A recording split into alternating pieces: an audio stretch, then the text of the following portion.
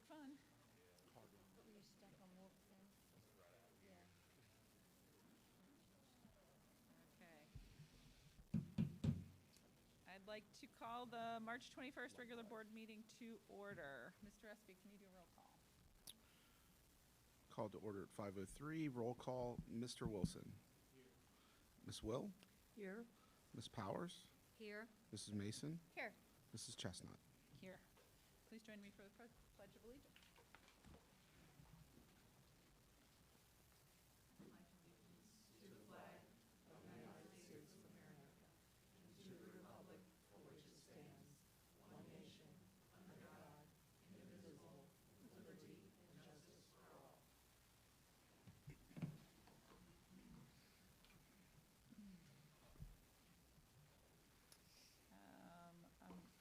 Motion, if I want to make an amendment to the agenda, do I say that before we do the approval?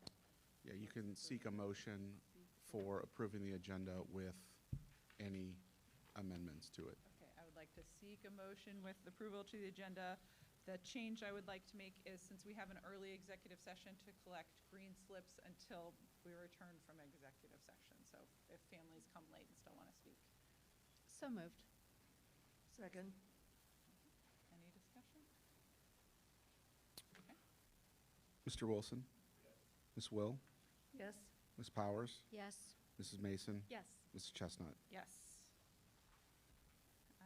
Approval of the minutes for the special board meeting, February 17th, 2024. So moved. Second. Any discussion? Okay, call the roll. Mr. Wilson? Yes. Ms. Will? Yes. Ms. Powers? Yes. Mrs. Mason? Yes. Mrs. Chestnut? Yes. I would like a motion to enter into executive session to consider the appointment, employment, dismissal, discipline, promotion, demotion, or compensation of a public employee or officials. So moved. Second. Any commentary? Please call the roll. Mr. Wilson? Yes. Ms. Will? Yes. Ms. Powers? Yes. Mrs. Mason? Yes. Mrs. Chestnut? Yes. We are in at 5:05. Okay, thank you.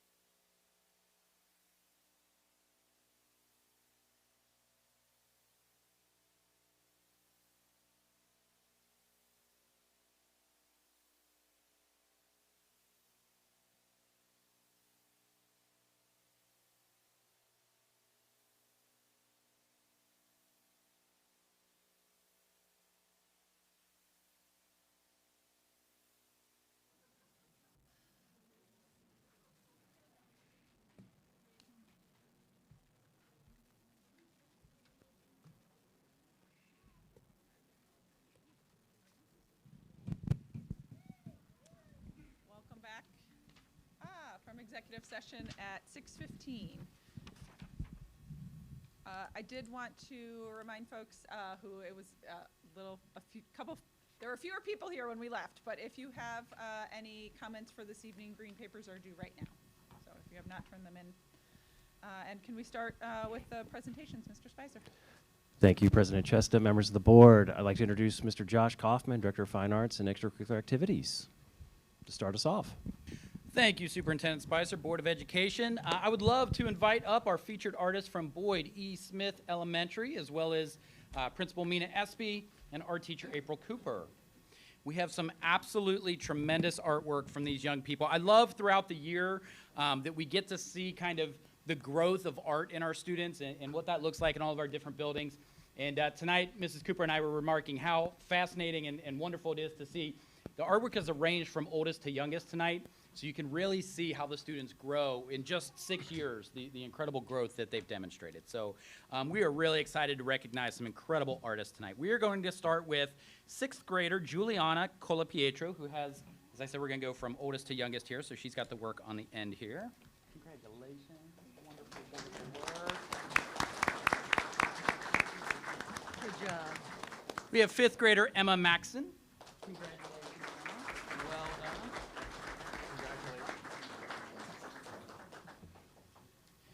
I've been practicing this all day. Brady Konecka. Did I get it? All right. There you go. Congratulations. Good job. Good job. Brady's in 4th grade. We have Allie Morris, who's a 3rd grader.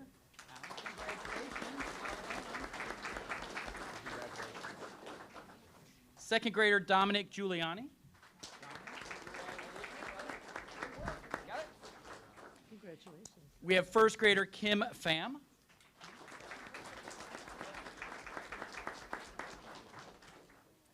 Then we also have a kindergartner on the end, Emily Benton, who is not able to join us this evening. But I'd like to thank not just our featured artists, but Mrs. Cooper, Mrs. Espy for supporting the arts in their buildings. I am going to dismiss our student artists, and if moms and dads want, it's a beautiful day for pictures outside. If you want to take an opportunity to dip, you're welcome to do that. But as always, I never want to pass up an opportunity to celebrate a few things with the arts. We just concluded the high school musical Matilda this past weekend. I know several of you were there, and the drama students, thank you. Thank you. Really appreciated. Several of the students remarked, there's Board of Education member. It matters when you are at events, so thank you for that. It was incredible. They sold out Friday night, and they nearly sold out both performances on Saturday, which was wonderful. We are revving up for Matilda Junior, the musical, for our junior high on April 19th in the Z. And then I also wanted to share some great news, kind of a first-time thing for Milford Drama. Our students are creating their own production, and it has been accepted to Cincinnati Fringe Fest downtown this summer. So that's a pretty cool thing. And then the last piece, and I'll be able to plug this next month as well as it'll be the day before, but April 19th and 20th, please mark your calendars. We will be celebrating these young student artists, as well as over 1,000 pieces of work from throughout the district at our District Fine Arts Fair. It'll be in the high school cafeteria, and it will be kicked off on Friday evening at 5 o'clock with our 2nd annual Fine Arts Senior Signing Day, where we will recognize any graduating senior that is pursuing an arts education, pursuing a passion in the arts, or entering the workforce in arts after graduation, recognizing those accomplishments. So please join us for that next month. Thank you for your continued and passionate support of the arts. Yep.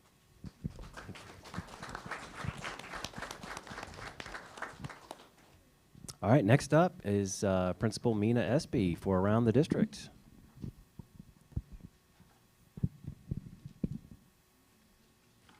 Good evening, President Chestnut and Board of Education. My name is Mina Espy, and I am the proud principal of Boyd E. Smith Elementary. In addition to recognizing our amazing artists, I would like to share with you tonight some information about our Eagle experts. To help do this, I have brought some friends along with me. Eagle experts are for students at Boyd E. Smith in grades 4 to 6. Eagle experts serve as student leaders similar to student council and help make our school a better place. We have prepared a slideshow to share with you some of the things we have done. Each year, new kindergarten students have their own open house. Eagle experts greet our new students, answer questions, and provide building tours.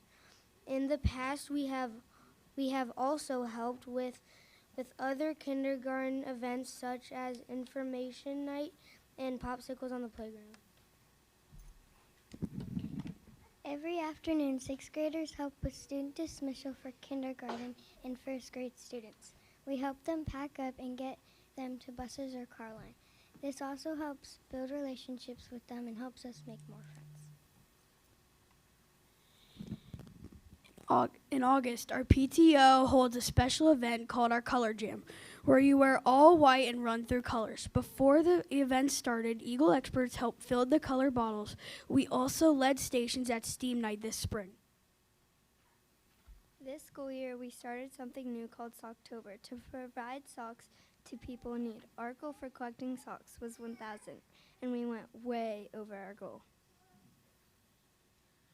Eagle experts help plan spirit weeks for our school throughout the year to celebrate different events such as homecoming and fundraisers. Not only do we pick the theme days, but we make posters to hang and advertise the week.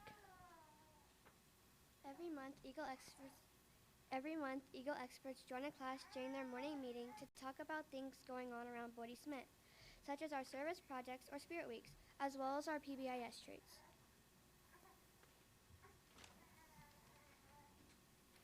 Something new this year that we did is called Flock Friday, which happens on the first Friday of every month. We would focus on a different topic each month, such as safety, kindness, and a career day.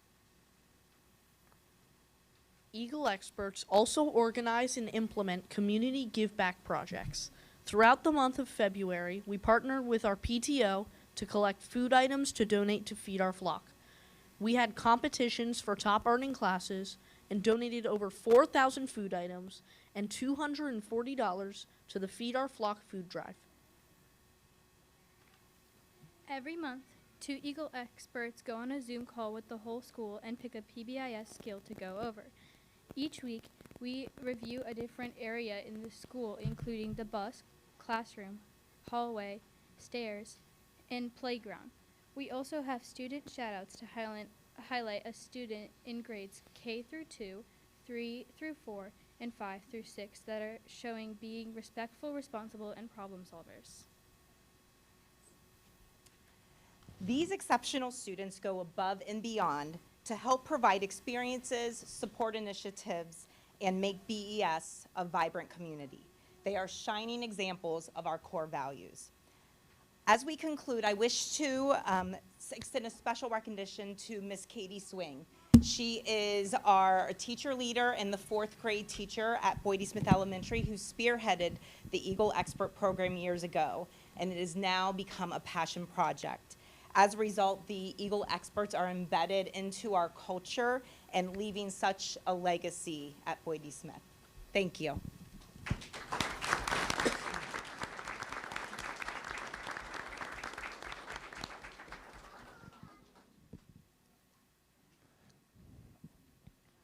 Mrs. Espy, are we getting pictures and doing other stuff too, like the fine arts folks? Yes, so Okay. we already got pictures of our final arts folks earlier before the meeting, and then we're gonna grab a picture on their way out. Perfect, thank you. All right, next up, Principal Misty Getz and Mr. Brian Rook.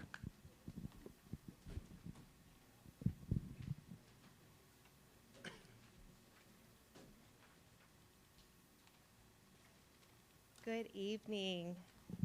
Good evening, Board of Education. Good morning, parents. My name is Misty Getz. I am the proud principal of Milford Junior High. I am here today to celebrate something new that Mr. Brian Ruck approached me with this year for Milford Junior High. It's called the Great History Challenge. And I'm a previous history teacher, so this was really exciting for me, and I'd never heard of this before. So what this is, it's a fun and exciting national academic competition.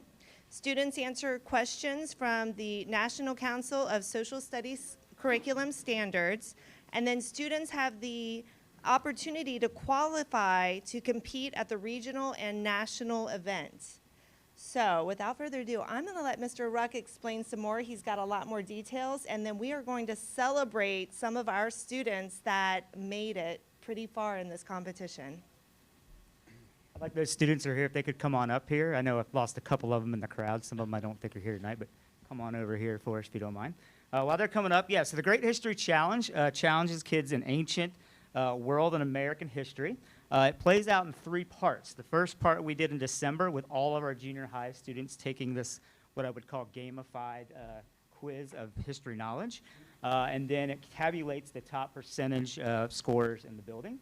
We had about 15 students who qualified, but schedules are what they are, but we had 7 brave individuals who went to the regional challenge, which took place in February. At that regional challenge, that's a live event. It took place at Seven Hills School in Cincinnati. There were over 80 students at that competition from 13 different Cincinnati area schools, and they represented the top 2.5% of people and scorers on that original competition. Over 3,000 students took part in the original quiz in December. I'm proud to say that 4 of our students qualified to go to the national competition, which takes place in Chicago in late May. So some individuals that made it tonight, I'm going to name all the individuals that went to the regional competition, but those of you take a step forward so we know who you are. We got Chloe Moore, Wesley Young, Murphy Mays, Tacey Blackwelder, and we have 3 more, who could not make it with us tonight. We have Aiden Animer, Rosalind Randall, and Simra Saif as well. So again, this is the first year we've done this. We learned a lot from the first year and how it works. My hope is next year we have an even longer line of students to bring to you so that we don't have any room in the meeting here today. So, right? Congratulations, guys. Thanks for joining us. Thank you. Good job. Good job.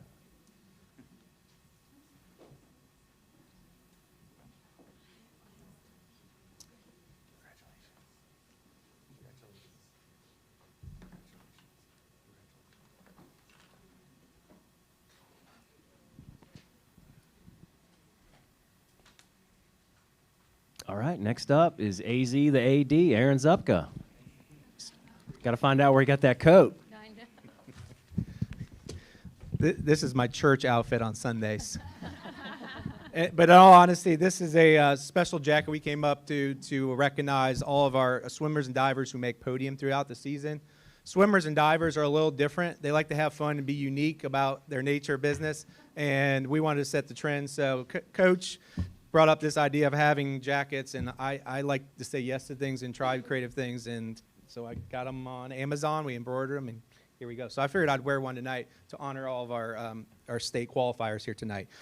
My name is Aaron Zupka. Good evening, everybody. Thanks for the opportunity to come up here and celebrate all of our successes. I feel like every time that either I'm up here or bantering on social media, I'm saying something we haven't done for 20 years, 30 years. It's been the trend the last 5 years. Every time we feel like we're breaking records that haven't been broken in the last, since the 90s when a lot of us were children or younger. So that's been a long time. So I'm lucky tonight. We have 11 state qualifiers just this winter, which is a school record. 11 is a lot of state qualifiers in Southwest Ohio, and the state of Ohio is one of the most competitive states you'll have for athletics. Unfortunately, 6 are swimmers, and they're not here because they're good swimmers and they swim all year, which means they're swimming right now, right? They're somewhere in the country swimming. So I will not have those swimmers recognized, but I did bring Coach Megan Stillwell. She's our varsity swim coach. Coach, if you come up here, she's going to say a few words on their behalf. Just also want to mention Coach Stillwell. Coach Tomes, Megan Tomes is her maiden name. She was a standout at Anderson, former state champion at Anderson High School, and went and swam at the University of Tennessee. So her 4th year as leader of our program. She's doing a fantastic job, but I wanted to share a few words tonight. Thanks, Aaron. Good evening. Nice to see you all. I just wanted to let you know what Zupka is saying is so true. The Ohio High School Swim Meet, if you do not know, is ranked by USA Swimming as the fastest state swim meet in the nation. So to qualify to this state meet is an unbelievable achievement just in itself. Like, you are literally among the best of the best here in Ohio. So with the help of 2 of our alternates for the relays, we were able to take up 6 swimmers. They consisted of 5 Milford attending students, which was Brady Campbell, Cameron Barkley, Emmett Fentress, Jacob Nurl, and Jonah Otten. And then we also had Landon Crum, who actually goes to MVCA, but since they do not have a swim team, he is legally allowed to swim with us because this is his home high school. So it was really great what they did. The individual results were Cameron placed 34th in the 200 free and 23rd in the 500 free. Emmett Fentress placed 16th in the 200 free and 21st in the 100 fly. Brady Campbell, as a freshman, placed in the top 8 in both of his individual events. He placed 6th in the 100 free and 3rd in the 50 free. So our relay team of Landon, Emmett, Cameron, and Brady broke the 400 freestyle relay for a 3rd time this season while at state. And our boys 200 freestyle relay, composed of the same boys, made school history because they were the first ever relay team in any sport to finish top 8. So that was really great.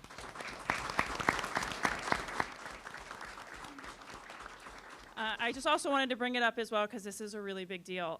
Brady Campbell was awarded first team all-conference at the ECC as a freshman because in the 4 events he swam, he not only won, but he broke a record every time he swam as a freshman. Yeah, it's really amazing.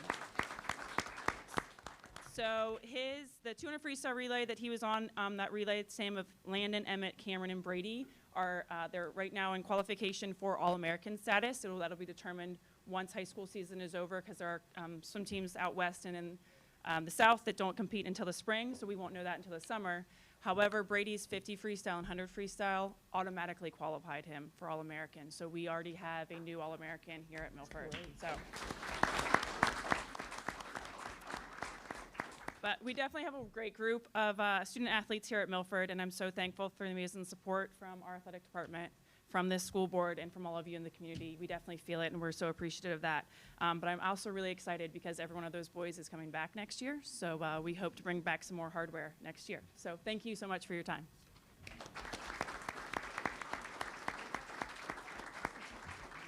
Thanks, Coach. And she also hangs a mean drywall if you ever need home repair services. She does a great job on drywall, I'm just going to say. Also want to mention Megan, when she took over 4 years ago in the middle of COVID, we had, I'm not going to mention, but we had very few swimmers, right, all that we were going through. We're at a point where we have over 50 swimmers, and we really don't have a lot of pool space. So we might be coming to ask for a new pool soon, right? Just kidding. We're not going to do that. Maybe down the road. So anyway, so thanks, Megan, for being here. We appreciate it. And all the swimmers watching at home, thank you and congratulations. Let's give them a round of applause, please. All right, next I want to bring up my state divers and Coach Coach Emma Fry would come up here. They've been here since 5 o'clock because they thought the meeting started at 5. So I'll take the heat for that. I thought they just wanted a good seat, but you guys come up here. I'm going to embarrass you. Come up a little closer. I don't have cooties. Come on. So I have 3 young men and a young lady here, and Coach Fry, who's been at the helm for this program for a long time. She actually went to Milford High School. I'm not going to say what year, right, Coach? We'll keep that between us. Fantastic job. By far the best diving year we've had in school history. We had not 1, not 2, not 3, but 4 state qualifiers. Embarrass Audrey over here. Audrey is a sophomore. This is our 2nd time returning to state. She has an opportunity to go to state all 4 years, which has never been done by a female in Milford history. So obviously a lot of work to be done, but we're very proud of her. And then my 3 guys, you're like, they all look alike. They must be related. They are related. They're not. None of them are in the same grade. So this is a unique story. But by the nick of their skin, the last dive, I think it was it was Jacob, bypassed the not 8th place, top 8 made state. Unfortunately, number 8 was another one of our divers, so he bypassed on the last dive to have all 3 brothers, the only year they could possibly do this, all go to state, which, from my history and records, never been done in the state of Ohio to have 3 brothers, siblings in the same sport make a state meet. So phenomenal job by these young men. And I nicknamed them the Super Imaging Brothers, like Super Mario Brothers. And I also want to recognize Luke just committed, I think yesterday, to George Mason University. He'll swim Division I diving for them. So congratulations to you specifically. So all in all, a great year. We're so proud of you. And like I said, we get 3 out of 4 back for another year. So we're excited for that. And good luck in college. We're proud of you. Congratulations.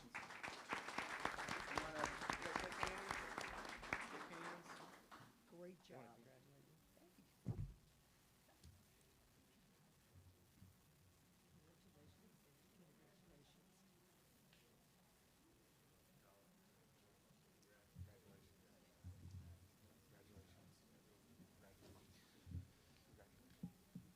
All right, we have one more state qualifier, but very important none the least. So if Austin Holman and Coach Tom Wen would come up here to the podium, please.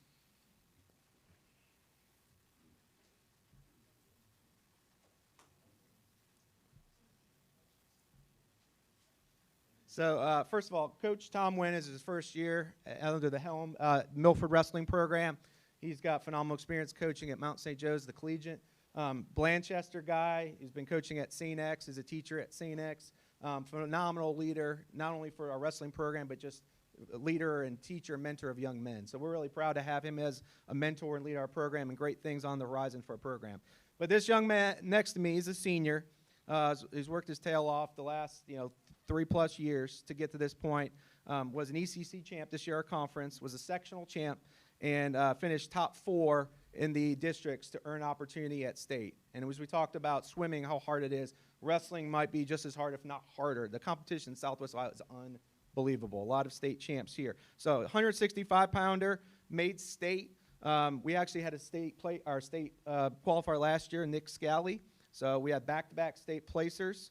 But Austin actually got up there and won a match. We haven't had a wrestler win a match since 2008, which is a long time, right? Like, world looked a little different in 2008. And that was Kyle Crummert. And he's going to wrestle, well, first of all, he hit his 100th win this year, which is a huge milestone for the sport of wrestling. And he finished with 111 career wins, which is phenomenal. He's going to continue his wrestling career, Division II, the Colorado School of Mines. Let's give it up for Austin Holman.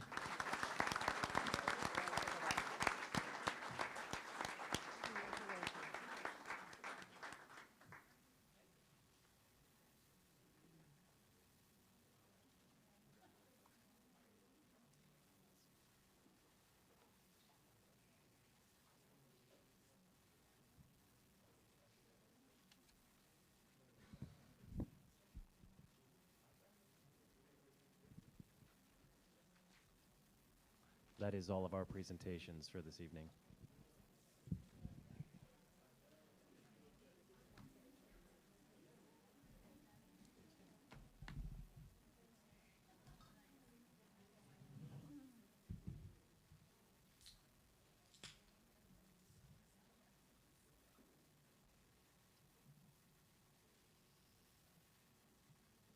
Okay, we've come to the first public commentary section. Our first speaker is Patricia Colapietro. Hi, this you need to say like name and address or no? No. Just your name. Hi, my name is Patricia Colapietro. I'm a Milford resident and I have 4 kids. 2 of them are in band, and I have to read here. Dear board members and Superintendent Spicer, earlier this month you received an email with a letter signed by over 100 parents, students older than 18, and community members in support of Mr. Josh Kaufman, our Director of Fine Arts and Extracurricular Activities.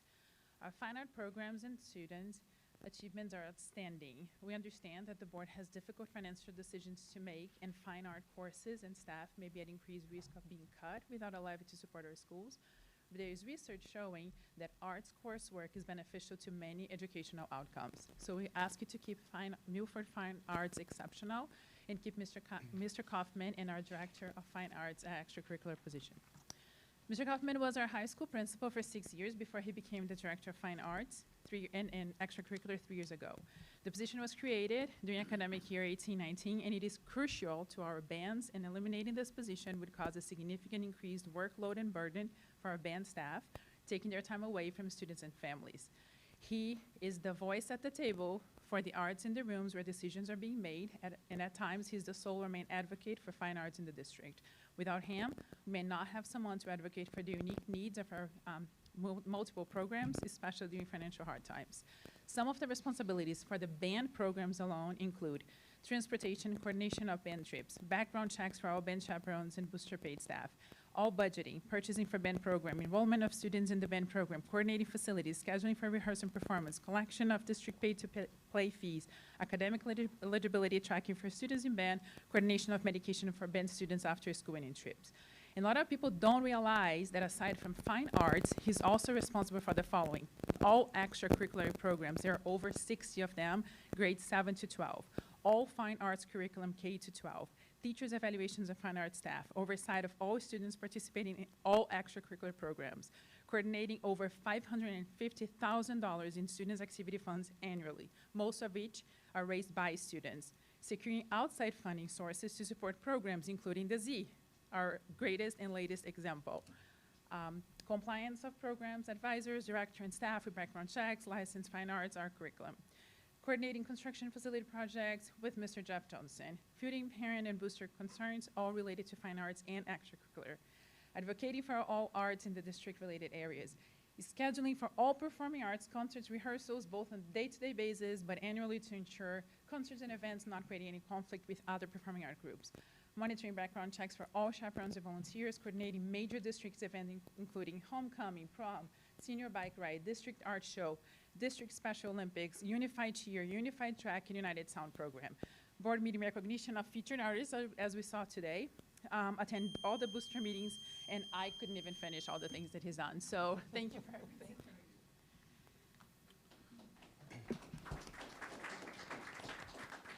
Our next speaker is Greg Vineyard.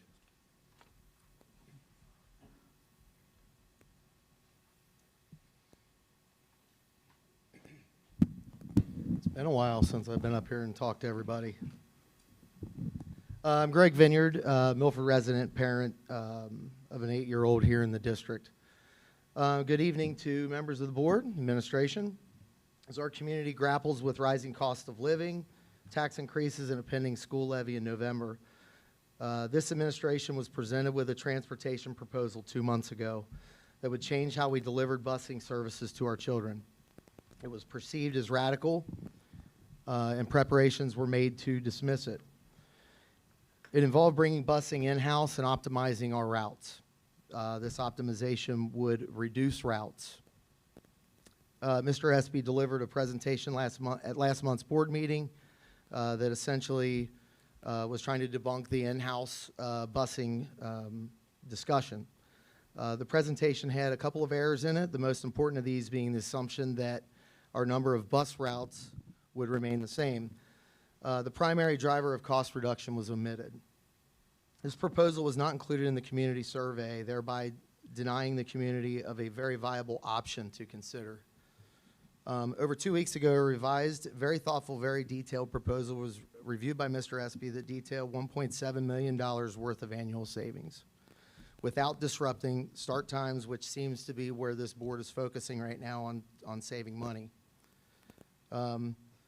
Please give this proposal an opportunity. Look at it. Give it the attention that it deserves. We're begging you. It may not be easy, but it is something that is certainly doable. Many districts in Cincinnati area have brought busing in-house and optimized their routing. Along with changes in starting time, this board and administration have now started to signal teacher cuts. Change in start times will disrupt many families, and we know that busing will be on the chopping block if the levy fails in November. Please look into this plan. Save our teachers, save the busing, save our start times, and save our district $1.7 million. Everybody should be open to looking with the state that this district is in right now. We should be looking at options. This community deserves responsible spending, and the proposal seems like a great start. I know I've made phone calls. I know I've done some research on it, and there's possibilities here. I believe that dismissing this is irresponsible and it's arrogant towards our taxpayers in our community. It's easy to predict another failed levy in November if we don't look at things like this. We've got to take the time to look at opportunities. It has been out there in social media a little bit, and everybody that is against it they haven't looked into it. They haven't thought about it. Be creative. So, thank you.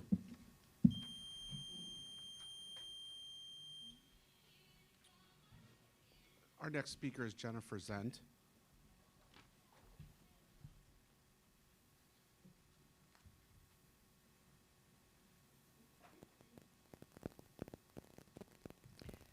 Jennifer Zent, parent of Milford High School student. As mentioned in the letter I sent you, the Ohio School Boards Association advises school boards to make student achievement the primary focus when making decisions. Their website says the leadership team stays focused on its priorities by constantly asking, how will this decision improve student performance? Will moving the start time to 7:15 improve student performance? No. In fact, research studies have indicated over and over that student performance decreases with earlier start times. The Ohio School Boards Association website also says The proper role of the Board of Education is one of leadership focused on student achievement. What is your focus if you change the start time to 7:15? Is it student achievement or is it saving money? The following is from the article, Insufficient Sleep in Adolescents and Young Adults, an update on causes and consequences. A number of recent studies have focused on the possible relationship between sleep and suicidal ideation. Sleeping less than 8 hours at night seems to be associated with an almost 3-fold increased risk of suicide attempts after controlling for a number of confounding variables. The association between sleep loss and increased suicidality in adolescents is particularly troubling. If sleeping less than 8 hours at night is associated with an increased risk of suicide in teenagers, is it really worth saving the district money to change the start time to 7:15? I know you all know how strongly I feel about this. I cannot stand by and act like it's okay if Milford students get less than 8 hours of sleep. It's not okay. It will harm students, and you can do something to prevent it. You do not have to choose between providing transportation or making start times earlier. There are other places you can look to save money. We have experienced suicide and job loss in our family, and I can tell you it is far worse to lose a loved one to suicide than it is to lose a job. The district sent an email on February 13th that said, there is compelling research that high school age students have better overall health when school starts at 8:30 a.m. or later. The link on the word research takes you directly to the CDC website that says schools start too early. The district is aware that starting school too early will have negative consequences for students. Please do not ignore the research. The kids are counting on you to make decisions that are in their best interest. Thank you.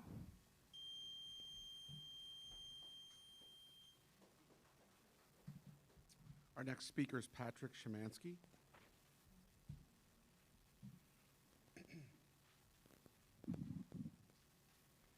My name is Patrick Szymanski.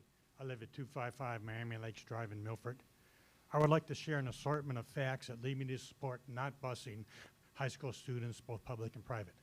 Stephen Dreyer, a public education blogger and former teacher in Ohio, provided some interesting facts about 2 months ago. He tracked the overall Ohio education budget line item, and the portion of that item goes to public schools. Since Ohio funding was declared unconstitutional in 1999, the Ohio legislature did increase the percentage of the Ohio budget from 33% range to around 42% of Ohio's total budget. This particular biennium budget, however, the percentage dropped to 40%. However, public schools will only receive 35.9% of that 40%. The balance is supporting vouchers. The state legislature continues to prioritize tax cuts and increasing voucher allowances that limit the amount of money available to public education. This forces public schools to be on the ballot more frequently. The state legislature this year is going to spend around $900 million on vouchers. That money, if allocated to public schools, would significantly reduce Milford millage requirements and perhaps make ballot timed out much more palatable. Also, let us look at the money vouchers being provided to private schools. Families making around $135,000 or less will get $6,100 for K through 8 and around $8,400 for high school. Looking closely at that money, you will find that 75% of the recipient families make more than $135,000 per year. Another fact is that the lead of the voucher lobby points that private school parents pay taxes and therefore should be entitled to state educational support. To me, that means they need to share in the difficulties associated with poor school funding formulas. As you face the most difficult financial decisions, eliminating and busing is among one of the easiest difficult decisions and provides healthy savings to the budget. More importantly, it's one of the easier items to reinstate and may be possible to design an operating levy that includes bringing back busing. And that's a good way to get full community support on a levy. I wish you the best in making these decisions. I'd like to point out that although I am a member of both the PAC and the CAC, these are my experiences based on 8 years of being a school board member at ELIDA and the numerous years I spent advocating at the state and federal level for public education. Thank you for your time.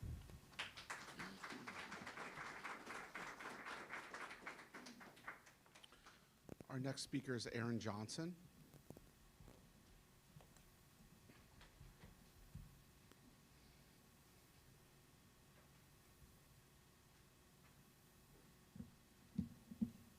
Good evening.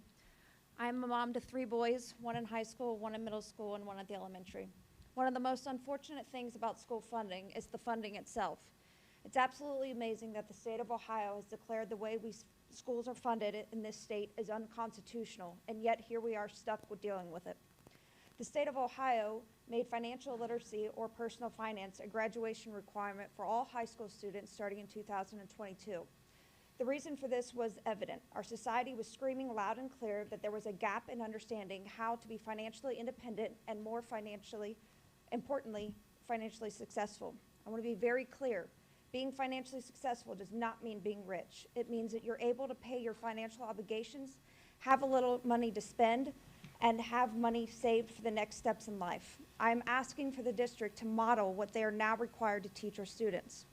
One of the hardest lessons is teaching someone how to manage their money, how to help them not overspend, not take on debt, save for the future. In other words, how to develop a budget and stick with it. I think it is very important to acknowledge that our district was able to make money that was originally predicted to last only 5 years, and they were able to make it last 10. That is something to be said for that. It shows that this district understood the importance of using our contribution dollars or your tax dollars seriously. It shows that you were willing to put those dollars to work, and they worked hard. Unfortunately, as a district, we now are in a position where the funds don't match the budget. The hardest thing for anyone, business or individual or school, is cutting back. We don't like giving things up. We don't like change. And we certainly don't like being told no. Often when something's on the chopping block, we have a knee-jerk reaction to scream, "Now hold on, I need that." I get it, but just like we have to cancel those subscriptions we aren't using, we have to cut things that just don't make sense to spend tax dollars on anymore. I'm talking about high school busing. I get it. There is a group of students that busing is important. However, when you're paying more to have something that is not being used to its full cost benefit, you are in fact overspending. It costs the district hundreds of thousands of dollars to have busing.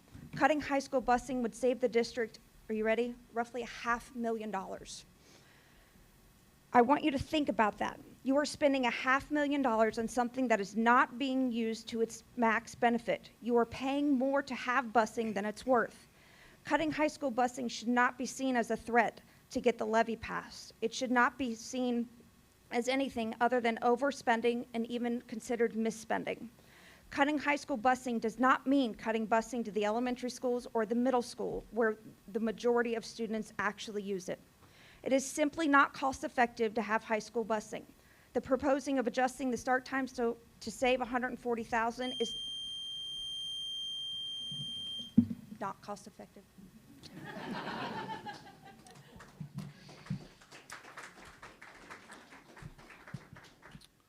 Amanda Fox.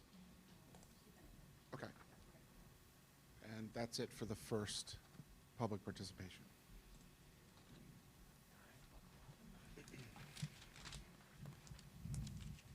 Okay, that brings us to board reports. Am I at the right place? Yes. Mr. Espy. First, we'll get a motion to approve, and then we'll hear from him. So can I have a motion to approve the treasurer's reports? So moved. Second. Mr. Espy, you have a couple slides for us, I think.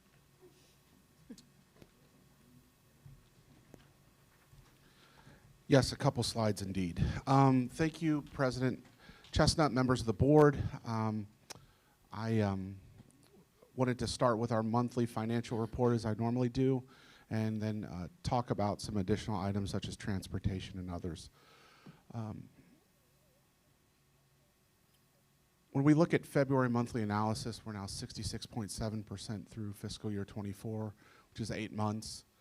All of our funds are below this percentage with the exception of our one-time funds, as I've said for the past several months, or the in and out funds. When we look at expenditures, total expenditures are tracking to a 1.1% positive variance to our forecasted amount, and our supplies and purchase services are still tracking lower than projected. We look at revenues. Local taxes are leading to a 0.23% positive variance of the forecasted amount. Tax revenue is making up the majority of this. When we look at our interest for the month of February, month to date in the operating fund was $74,342.38. Fiscal year to date of $1.206,392.97. When we look at the bond and COPS fund, February month to date was $500,584.22. Fiscal year to date was $2,464,547.37. Financial items that are occurring in March, continued Medicaid cost report that we're working on for fiscal year 23. We're also working on our SCView project to convert to new software that's going to save the district over $80,000 ongoing per year. This is building workflows for requisitions for purchases. All purchases are approved by multiple individuals before they are agreed to by way of a purchase order. We're also building onboarding forms for our employees that will be an upgrade and actually a savings to our process that we're currently working with now. Also, we're working on custom forms for salary notices and contracts that we'll be utilizing this summer. Also, we're continuing to develop a 10-year capital plan with Bradley Payne Municipal Advisors, and proud to say that we're looking at a bond refunding of the 2015 bond that is projected to save the taxpayers $2.6 million. More to come on that. That's still early on. Could be looking at some time in the fall where that would take place, or potentially the spring of 2025. But conversations are ongoing with that. Other than that, $2.6 million that I just discussed in taxpayer savings, it would essentially be done through almost like if you refinanced your home. Obviously, a lot of people wouldn't be doing that now with the interest rates being higher, but it's actually an inverted yield that we look at when we look at how we're borrowing, so it would actually be beneficial to the district. Looking up at the top, we've negotiated bank interest that began in April 23. It's projected to bring in $1.2 million of funds that were not coming into the district before. We also are beginning work on onboarding ACH payments, incentives similar to those checks that we've already been working with. Initiated the process of virtual card processing. Again, the $80,000 savings in software, and we've already initiated a process prior to the cost reductions that we'll discuss later of $875,000 by shifting staff with resignation retirements, and also evaluating vendor contracts and reducing when possible. When I'm going to go into transportation right now. It might be appropriate to have the board vote on this board report now before I get into transportation. Okay. Any questions on the first portion of the board report? No? Okay. Roll call, please. Mr. Wilson? Ms. Will? Yes. Ms. Powers? Yes. Mrs. Mason? Yes. Mrs. Chestnut? Yes. Okay. So I want to start off by saying with this transportation study, I'm going to go over a lot of data tonight. I went over a lot of data in February. I certainly don't want it to seem with this data that I'm being arrogant. That's not my goal. My goal is to advise the board. That's my job, is to advise the board. It's his job to advise the board on how we see best going forward with the information that we have at this point. So I'm going to attempt to do that. And hopefully nothing I've ever done here has felt arrogant, at least from this seat. That's not been my intention, if it has. So as we look into transportation, I actually was able to go back and interview some of the administrators that made the decision in the late 2000s to actually start working with Peterman as the vendor and actually outsourcing transportation from in-house. So that actually occurred in July of 2009, where Peterman took over transportation for the district. It was due to budgetary constraints at the time, a bleak financial outlook and projections in the 5-year forecast, and several failed levies. The financial factors that I learned through my interview was the volatility of school bus purchases. As much as you can plan for a school bus purchase, there are always unplanned needs for these items. And when you need one, you need one. And the cost of school buses over the last several years has skyrocketed. We're looking at $125,000 for a regular bus, or a $140,000 for special ed buses. So, and also just the procurement of them has become difficult. But these are things that I learned through that interview. Also, you know, there was planning done again, but they were just volatile in terms of the need for buses. One of the things that I was surprised to learn about was the volatility of workers' compensation for that specific job classification. It was the largest payout at the time, according to the individuals I spoke to, and that was one of the leading reasons why they wanted to look to moving that out of house. Also, it needed predictability in the financial projections that a purchase service contract allowed. The other factors were that Peterman had already been managing transportation even when the transportation was in-house. So there was a period of time, a couple years, where Peterman had already been managing. I wanted to point out, so over time, the first iteration of the transportation proposal that I received was in January, and I believe Mr. Spicer and Mr. Johnson got it as well. A couple weeks later, after we met with Mr. Hayes, we learned of kind of additional information, which was the second one, and then the third one, which is, I actually, it wasn't sent to me, it was forwarded a web address, so it was online, and I've gone through it, and I'm gonna go through my findings from the best of my ability.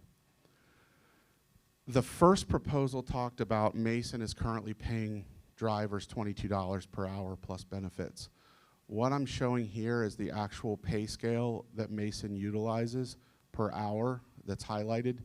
You'll notice that $22.70 is the lowest rate, and the highest rate is over $30.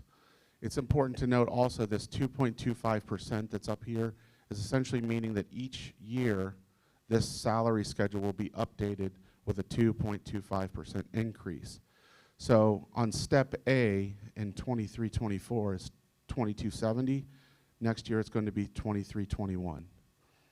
So you can see that there's already built-in percentage increases, but there's also built-in step increases that are utilized. So to say that they're paying $22 per hour would mean that every single driver in Mason was on step A or step 0, which I don't know that information, but I'm going to infer that not everyone is on the first step.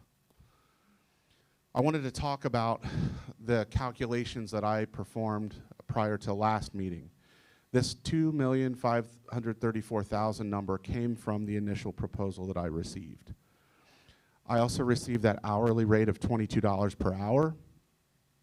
And then I did the math in the next two sections to come up with the number of employees based off of 190 days and the number of shift hours to get to 73.85 number of employees. So that number of employees actually came from my calculations during the meeting that we had on the initial proposal. So that 73.85 FTE, or full-time equivalents, is where I bring that down to the next line. This comes to the 55,608.88 that was quoted, that I was quoted as utilizing last month. But I also said last month that that is not realistic because it assumes all employees have entry-level experience. So I wanted to point that out as we go forward. A more realistic approach to this is to utilize a randomization of what steps employees would be on. This is similar to what I did last month, which is where I used the Forest Hills salary schedule, which we were also compared to. And I I utilized that 73.85 FTE over that random distribution so we could get a more realistic approach, and that obviously increased the number. I do believe that that number is high in terms of FTE, but again, it was going back to the numbers that I calculated from the first proposal. So what I did here is, if I look at that same random distribution, and I look at the FTE being distributed out over the steps, so these are steps 0 through 14 that Forest Hills uses. That's their hourly rate from the step 1 all the way down, or step 0 all the way down to step 14. We would be looking at $2.7 million and change to employ those 45 FTE, and that's from the third iteration of the proposal. Okay, so we're starting at 2.7 million, and this is in year 1. If we look at year 2, we're seeing that all of those FTEs from step 0 move up. So step 0 moves up, step 1 goes to 2, step 2 goes to 3, and so we see new FTE, the new hourly rate, because we have an increased base, and this is based off of our projections that we utilize at Milford, which is 2%, and then over here we're utilizing the increases that we are projecting in medical and dental and other benefits. So in 1 year, the increase is $130,000 just by moving the employees up 1 step. I wanted to further identify this process. So again, you've got step 0, which is 1 person moving down to step 1, and then the increase of the new hourly rate, and then the increase of the medical benefits from year 1 to year 2. If we were to add another year, this is another $81,000, so we're now at $212,000 additional costs after 2 years, or in the 3rd year, beginning of the 3rd year. If we go another, it's another $81,000. If we go another, it's nearly $80,000. And we're now, after 5 years, we've increased our costs $373,000 in salaries and benefits on drivers alone. So that's excluding the need we would have for a director of transportation, router, mechanics, all of those items. Those items would add to that, but I wanted to show you how quickly salaries and benefits can impact this budget. The transportation proposal, and I'm going to say there's been a lot of work put into it, a lot. I know because I've put a lot of work into what I'm showing you tonight. It relies mainly on the total riders by a targeted number per route. So essentially saying the bus can hold this many students, it should be holding that many students. I'm going to get into why that isn't always the case, but that's really what this proposal utilizes for the savings. It also utilizes salary and benefit costs at the lowest level of experience with no accounting for growth. And then when we look at, it also doesn't account for the severance of drivers. So when drivers were to retire, we are required to pay out severance per Ohio Revised Code. That's not a part of this proposal. Workers' compensation, because it's historically the largest subset of expenditures when it was in-house, that needs to be kept in mind as well. And then the volatility of buses and the need to purchase replacements. I had a very candid conversation with a representative from Peterman where we talked about really where their model is. Peterman is for-profit, okay? They're a for-profit entity. We work with several for-profit entities. But really where it is they're looking, the buying power that they have on buses and supplies that we as a district would not have if we were going out and purchasing. Also, it incorrectly stated that Milford Schools pays the SERS system payments. What we actually do is we remit that for Peterman. Peterman still pays that, but they have to submit through our SERS account. So we monitor that, but we are not actually paying the SERS. We're remitting it for them. When we look at routing, and I know there's a lot that was discussed on this, so I'm going to do my best to talk about it, and perhaps Mr. Spicer would like to jump in and give his 2 cents as well. But there are 4 main things that we're looking at when we look at routing. It's time, distance, capacity, and safety.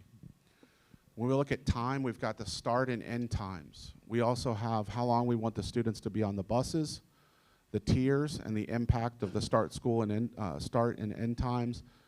We try to get within a 5-minute pickup and drop-off window, and the impact of non-public school transportation times.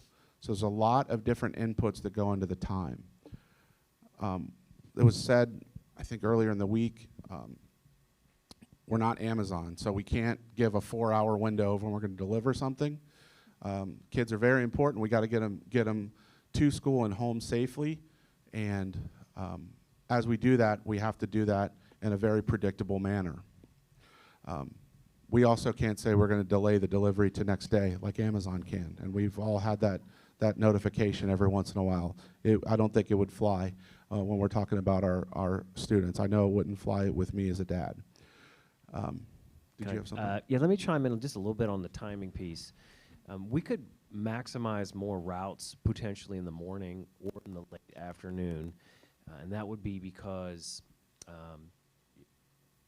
when you're picking up students, it is the time. It's the amount of time they spend on the bus. If we start and we're dropping kids off at 7:20 for a 7:45 start time, and they're getting on the bus, and we've had a couple emails. My kid gets on the bus at 6:20 or 6 a.m. If we put more kids on a single bus and eliminate a route, they're on that bus longer, up to an hour. And if you think about our 3rd tier, 3 elementary buildings who get out 4:15, if they're on a bus for an hour, they wouldn't get home until 5:15. Not to mention they're on a bus for an hour. Some kids, not all kids. And so those are other time constraints. You don't have an hour time frame in between dropping the secondary campus, then getting to the first or 2nd tier, but the first group of elementary schools, and you don't have another hour to get to the next one. They're dropping at 8:25. School starts at 8:25. They're dropping and getting those kids to the next and final tier by 10 till 9 o'clock a.m. So that's the time constraint, and that's why you can't put tons of kids on every bus. And so it is a mathematical formula, but it's not as simple as just taking the number of kids that go to that school and dividing by 45 to get those 45 routes, or 43, whatever that case may be. Thank you. And then as we look at capacity, the bus capacity is 55 students for elementary and 48 for high school. Only our smallest kids can fill 3 to a seat. And at Milford, what we end up doing is we transport all students, so throughout the beginning of the year, the routes are being adjusted by the actual ridership. So the number of routes we start with are not the number of routes we end with, because there's ongoing adjustments that are occurring. We look at distance. The distance for each route will vary because the district is spread out, and they're not homes are not a fixed amount away from the schools that the students are going to. And not every neighborhood has the same number of students. You could probably pick a couple neighborhoods where you could see 4 or 5 stops would fill a bus, whereas other areas of the district, it would take several stops to fill the bus. And then you're also evaluating that against how much time do you need to get to the next school. Well, we look at safety, and this is why it's not as easy as just a Google Maps routing and, oh, well, it says it should take this long to get from point A to point B. We're looking to reduce the number of street crossings, trying to have stops on the right-hand side so we don't have to cross over 2-lane roads, and also ensuring the appropriate walking distance from the house to the bus stop, and also adjusting for railroad stops, stop signs, and road restrictions. So I know that's a lot, but there's a lot that goes into routing, and to date, we haven't found a software. I think the district a couple weeks ago met with an alternate software company, and I'm going to get into that in a little bit, but what was learned was that a lot of the technology is similar to what we're using right now.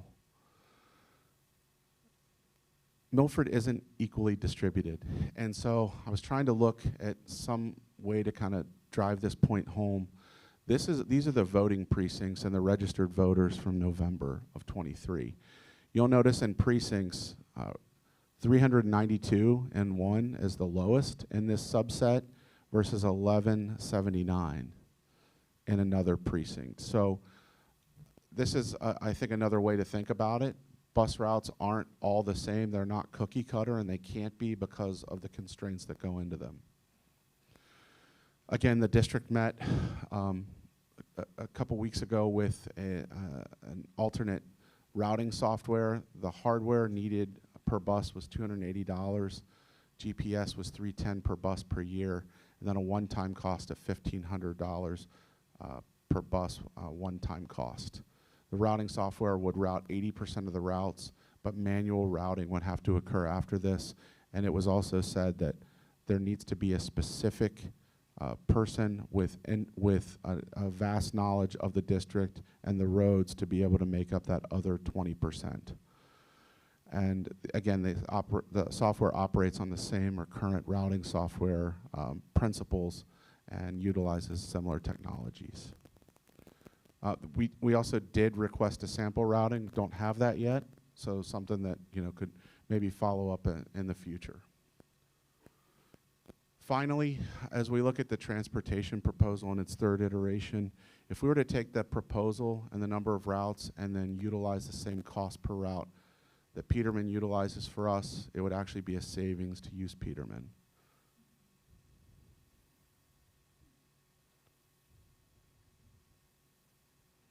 I'm now going to turn it over to Krista Boyle, who's going to talk about the thought exchange results.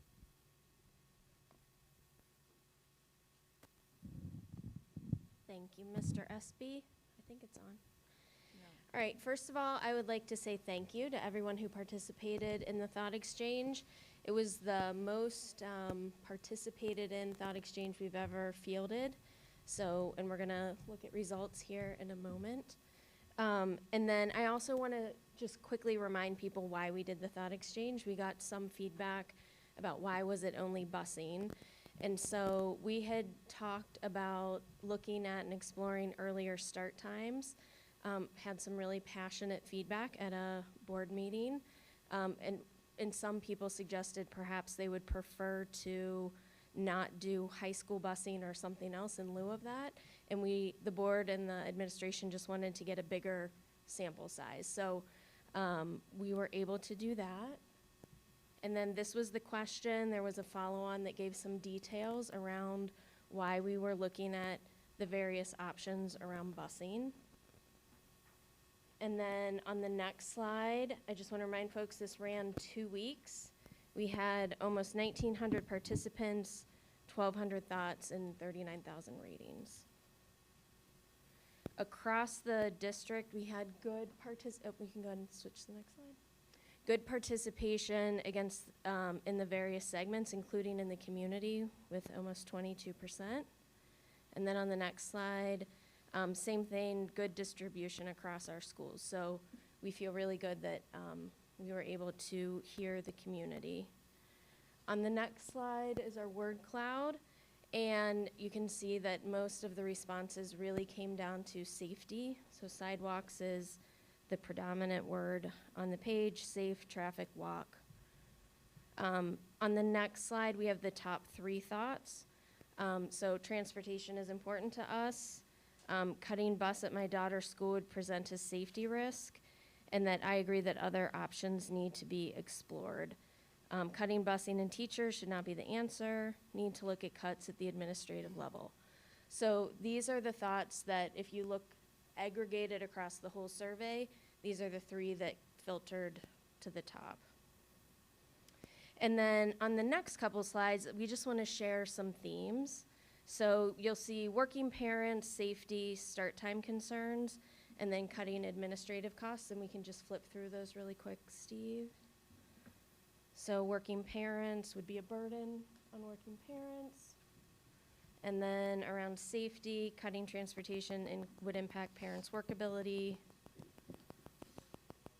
Again, around safety, transportation should be included so that all children have access to public education. And then on the last slide, okay, yeah, we flipped real quick. That's okay. So we had thoughts about sleep and start times. And then the last slide here is around the administrative cuts. So if there are any, I don't know if there are any questions. If not, I will turn it over to Mr. Spicer. Thank you, Krista.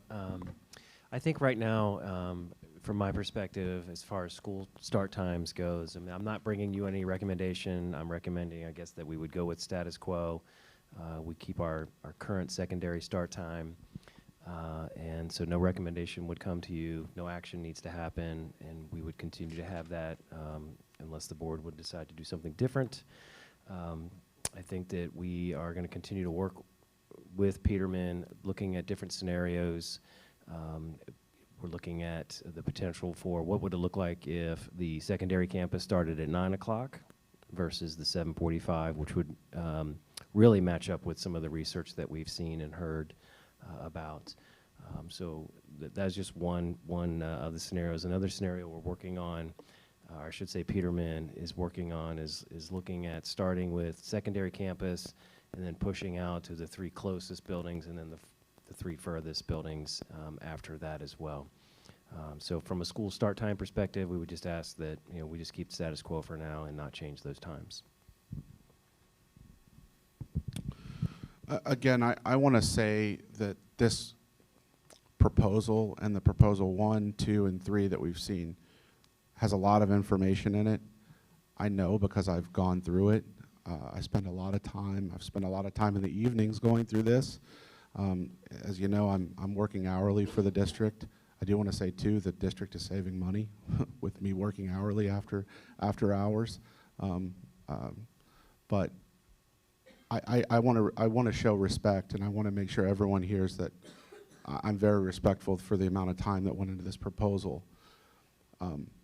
I do think at this time, I still feel that currently where we are and the information that I'm seeing, I cannot recommend to the board to utilize this proposal at this time.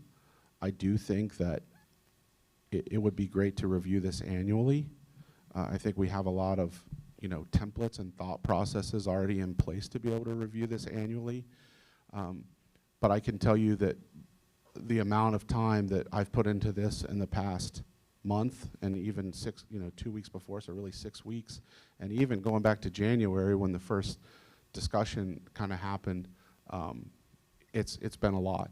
And that's okay, because the community deserves that and the taxpayers deserve that.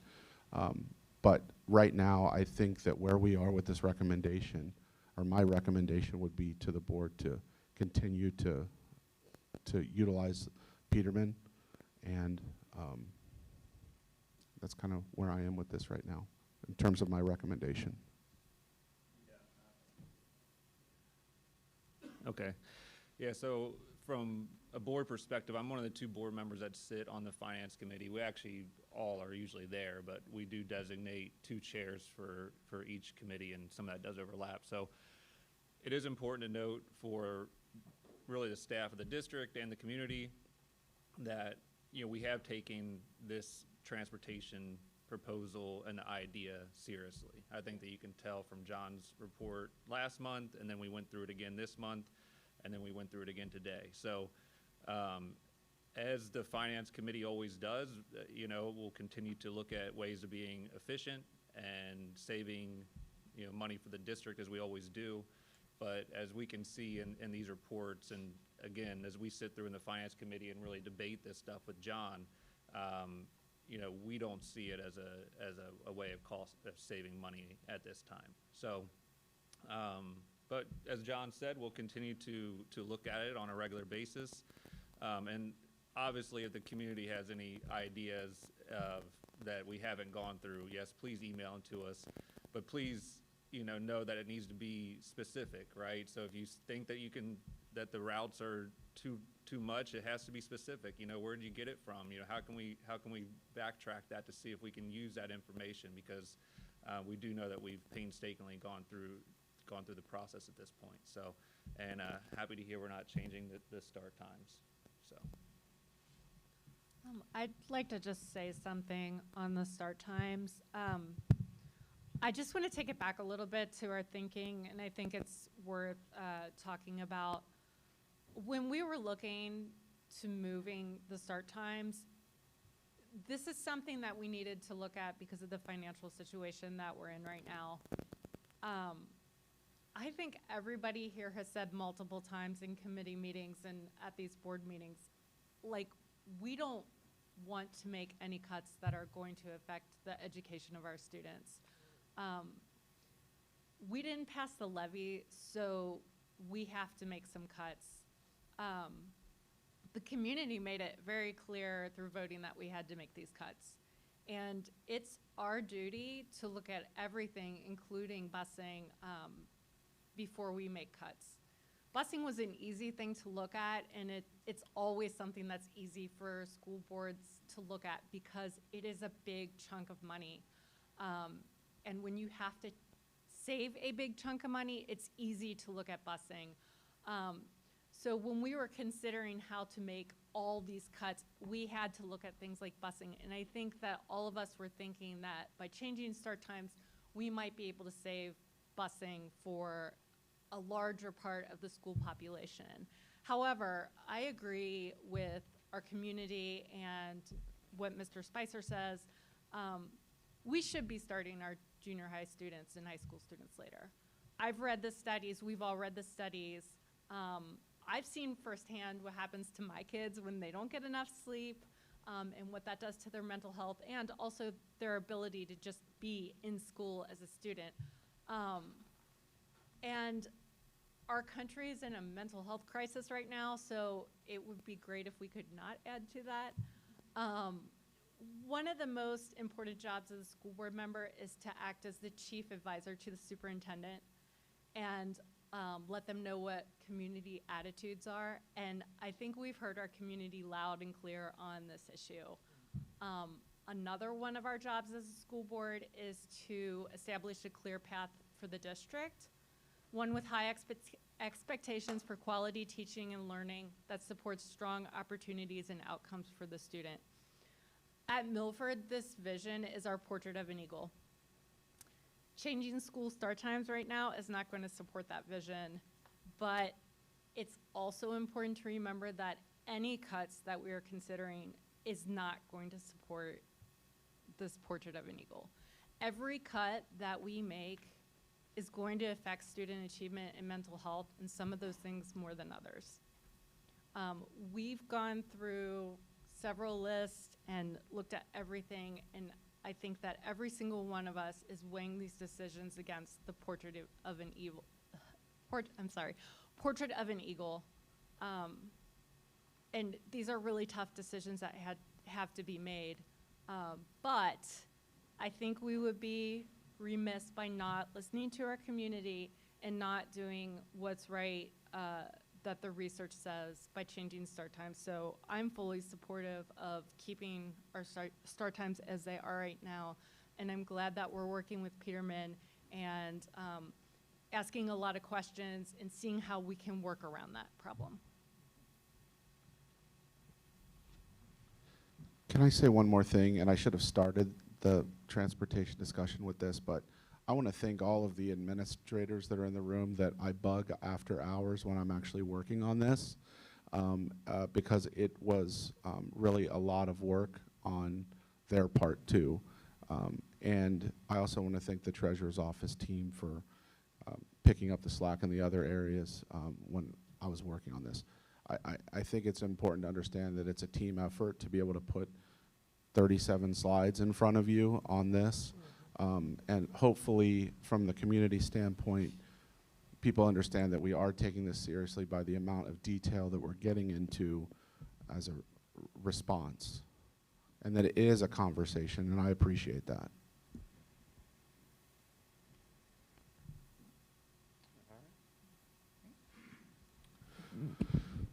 I'll move on into contracts if that's okay.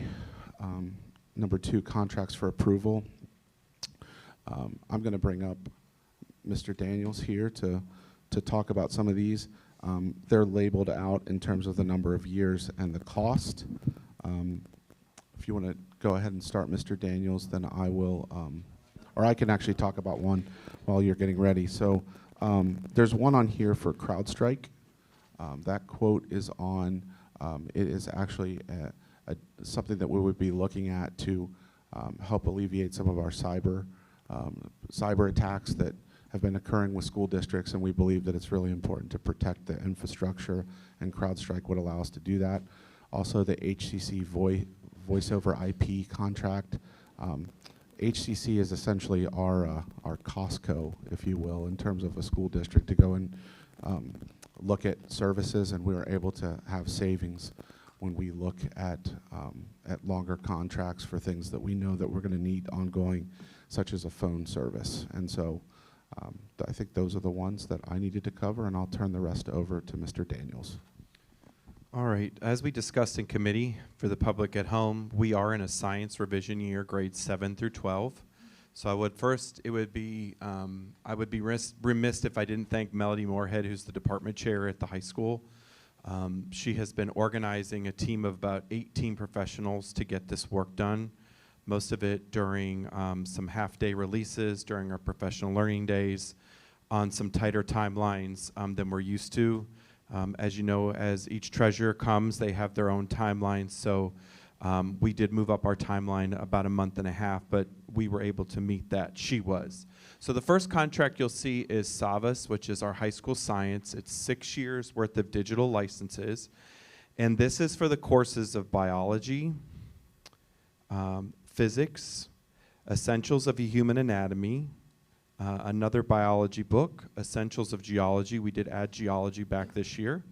Basic chemistry, a molecular, chemistry, a molecular approach, intro to chemistry, and environmental to science. Pearson works on either a 1 or a 6-year contract.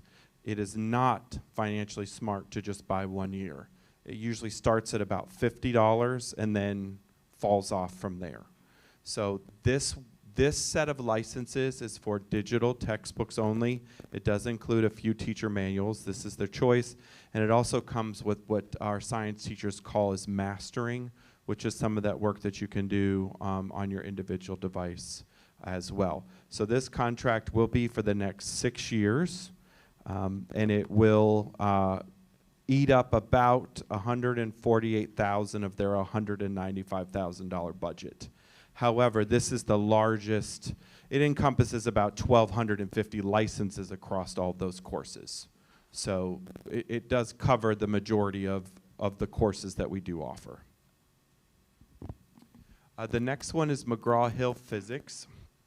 Again, this book is singular in nature for a course. This is, I believe, as it loads, this is Inspire Physics. So this will be used in physics. And again, it is, this one is only a 5-year license, I believe. Yes, they do 5. So we're looking at $9,551.82 over a 5-year period. So a very economical expense. These expenses that you see today do not get passed on to our students. They are and families, they are the core curriculum that we use. They are not consumables. And then finally, we have a Cengage National Geographic.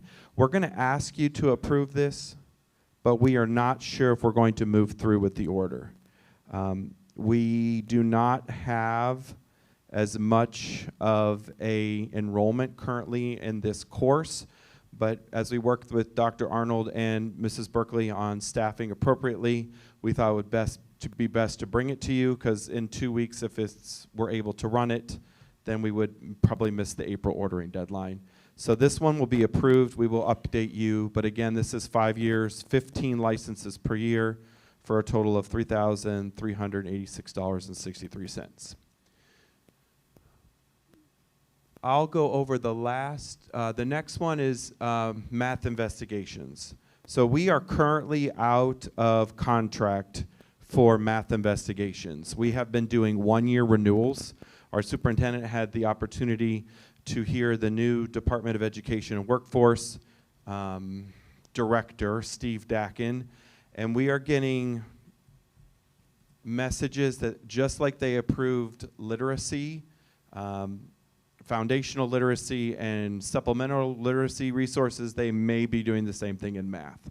We would have needed to do this anyways, so this contract is for 1 year for all of our K-5 materials in math investigations, and this one is approximately 97,000, and this is for every child K-5.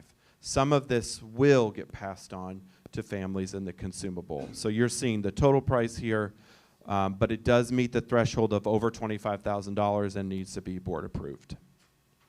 And then finally here, really great reading. We have been using ESSER funds for really great reading. It is time to bring that in-house. Really, we are giving our staff, based on their feedback, the staff really likes really great reading. It is supplemental. It meets the criteria of the state commitments for supplemental resources. Since the state is quote unquote supposed to be paying for some of these resources, we will ask for reimbursement if we qualify. So it is a 1-year purchase. At this time, we are not passing that on to parents, but should we not get the funding from the state this year, we will look at parsing this out, part consumable, part district fee, because the digital licenses we cannot pass on, but the workbooks we can recoup those prices. We did, in order to reduce the quote, we did pull back on one of the resources, which is called Playground. And so we did tell our staff that we would move forward, but the one kind of sacrificial piece of that quote, which saved about $10,000, was Playground.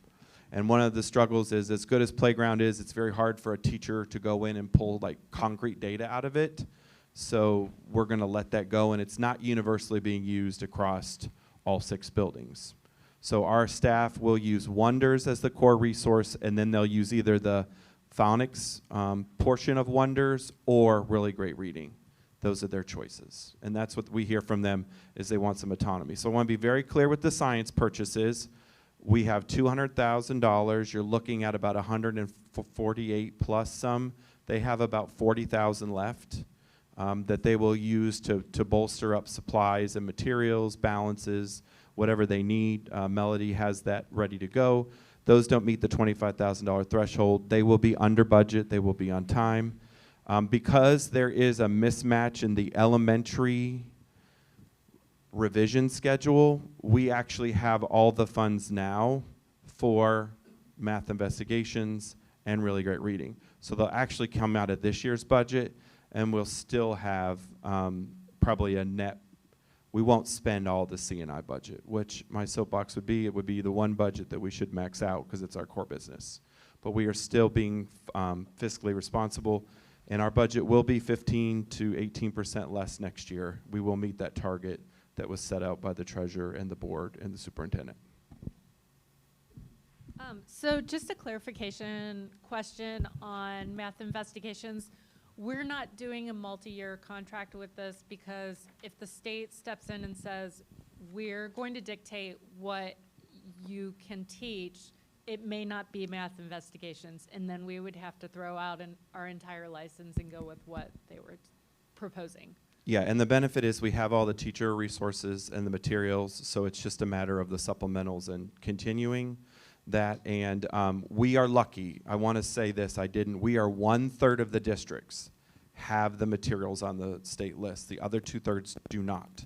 I cannot imagine being those other districts fighting for a trainer, fighting for resources, and trying to get the professional learning done on top of the dyslexia mandates and on top of all the other things that the state keeps pushing this way. So yes, we would not sign a multi-year agreement because oftentimes it is very hard to get out of them. We've been renewing a year at a time. We realize it's not the best fiscally for the district, but it puts us in a really good position should this not be on the list. I would just say I applaud the district for being willing to have teachers have autonomy in their teaching decisions. I taught reading, really great reading, that's how I always think of it. And it, to me, was life-changing in my career.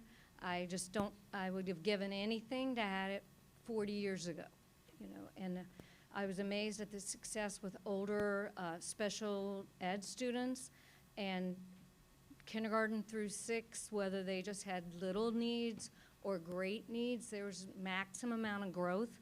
And children quit guessing or just skipping a word, because we used to tell kids to skip the word you don't know and hope the context will come to you. They don't skip words because they got a bank of strategies. So I love that the teachers have choice and the smart ones will take really great reading. Just kidding. For the record, you said that, we didn't. I was kidding. Just want to say it again. I know it's been said. I'm just going to say it one more time. These fit into our budget. They also, our current budget, and they also fit into the reduced budget that we're looking at for next year. So when you see these coming here, they're coming here simply because they're multi-year or they're above the threshold that's in the board policy. I think we need a motion still. Yes. Yes. Can I have a motion to approve the contracts that we just heard about? So moved. Second. Any discussion from the board? No, I'm good. Okay, take the roll. Mr. Wilson? Yes. Ms. Will? Yes. Ms. Powers? Yes. Mrs. Mason? Yes. Mrs. Chestnut? Yes. I need an action to approve an MOA regarding super severance with the MEA. So moved. Second. Any questions, commentary? No? Please call the roll. Mr. Wilson? Yes. Ms. Will? Yes. Ms. Powers? Yes. Mrs. Mason? Yes. Mrs. Chestnut? Yes. Can I get a motion to approve the Home Depot incentive program? So moved. Second. Just like to say what this is. It's essentially like many of you might have credit cards where you get receipts or rebates. This is a rebate, and because it's a rebate, the board has to approve it and accept it. But we would utilize it just for ongoing costs that we utilize with Home Depot. Any commentary? Call the roll. Mr. Wilson? Yes. Ms. Will? Yes. Ms. Powers? Yes. Mrs. Mason? Yes. Mrs. Chestnut? Yes. Next, do you want me to start with a motion to approve and then we'll discuss? Sure. Okay.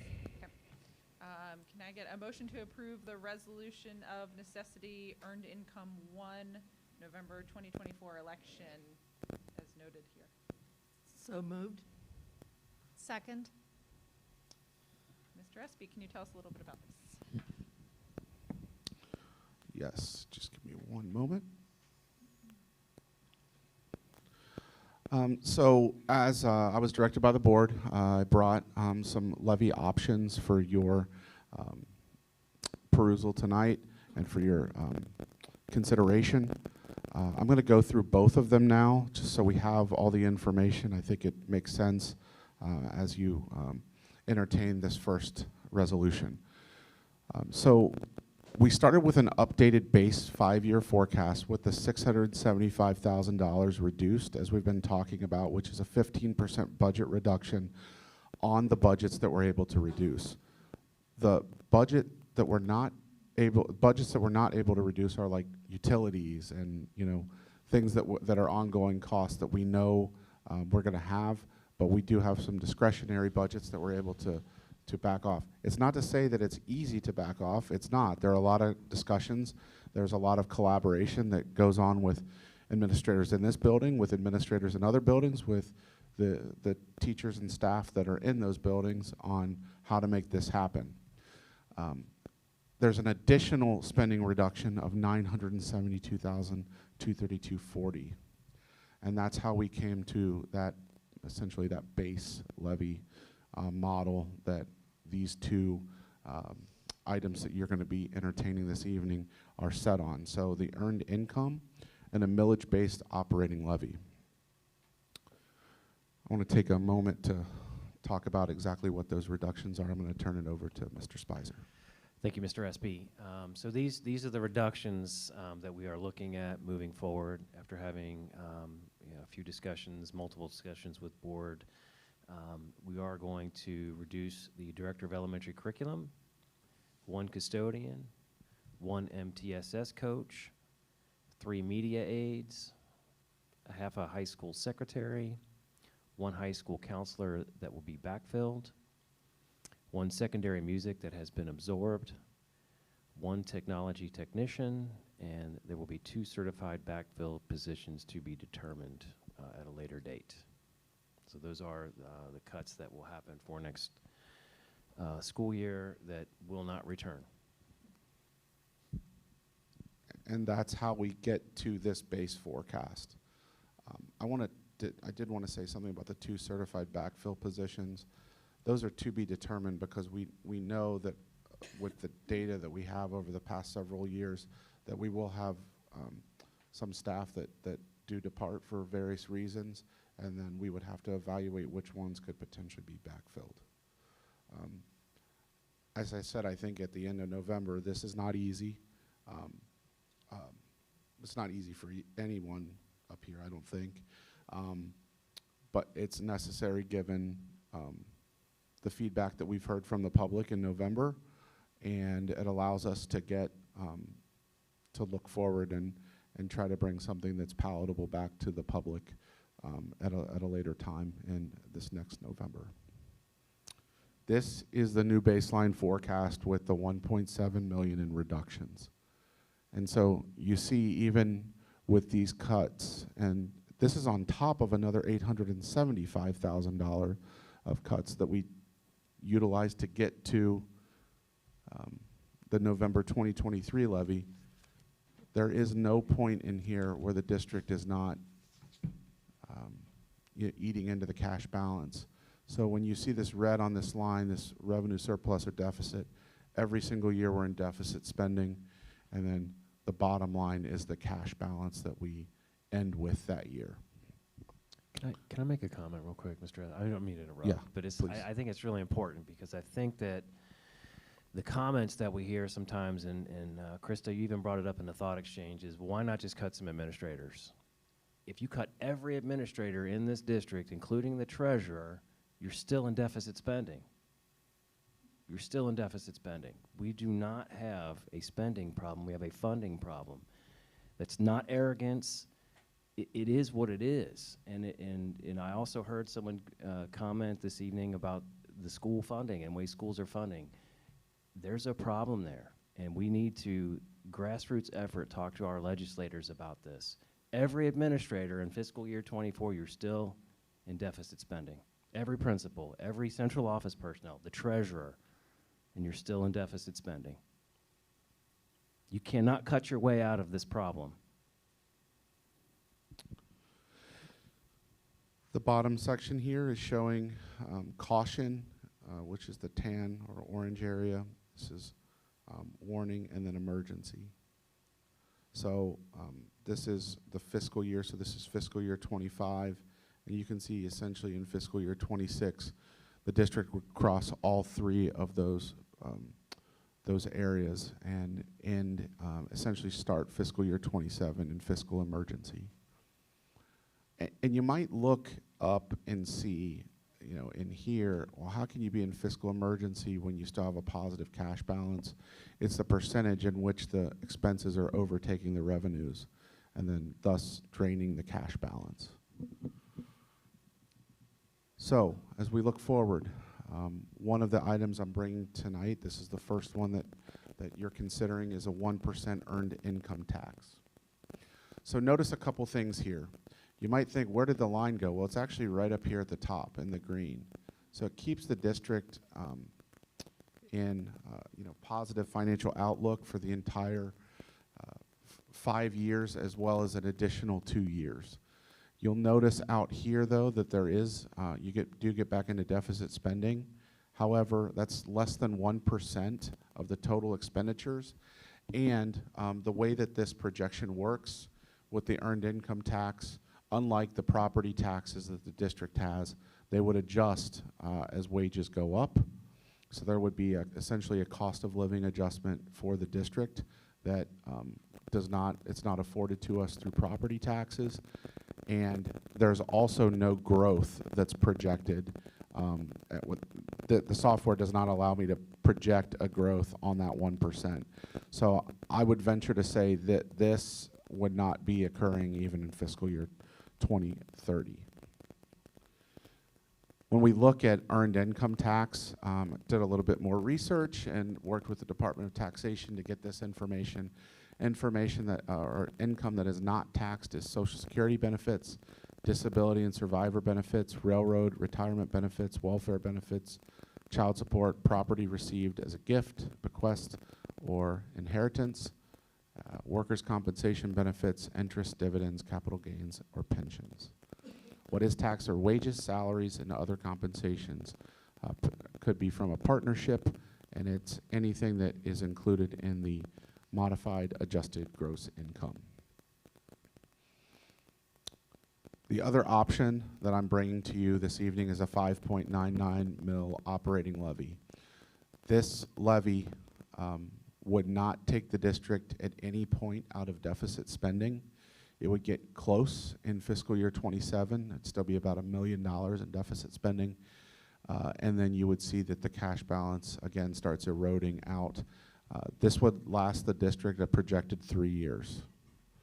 So if passed in November of 24, the district would be coming back in November of 27 for an additional levy. And this would be continuing.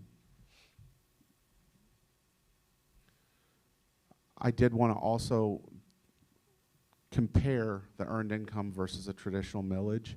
So if you look at the 1% earned income for a median household income, according to the 2022 U.S. Census data, we see $691.41 on a 1% earned income tax. It's very hard to be able to utilize a one-size-fits-all calculation on this, though, because everyone's deductions are different, and everyone, has different deductions that they would be utilizing. So this is the best estimate that I could do that is like a cookie cutter kind of model. And then when you look at the median household value in Milford, according to Zillow, and I checked several different sources, not just Zillow, we're all in the same area of around 292,000. The 5.99 mil would be $612.74. When you look at both of the levy options stacked on the fiscal levy life indicator, again, you see up here, this is the 1% earned income, and then this is the 5.99. And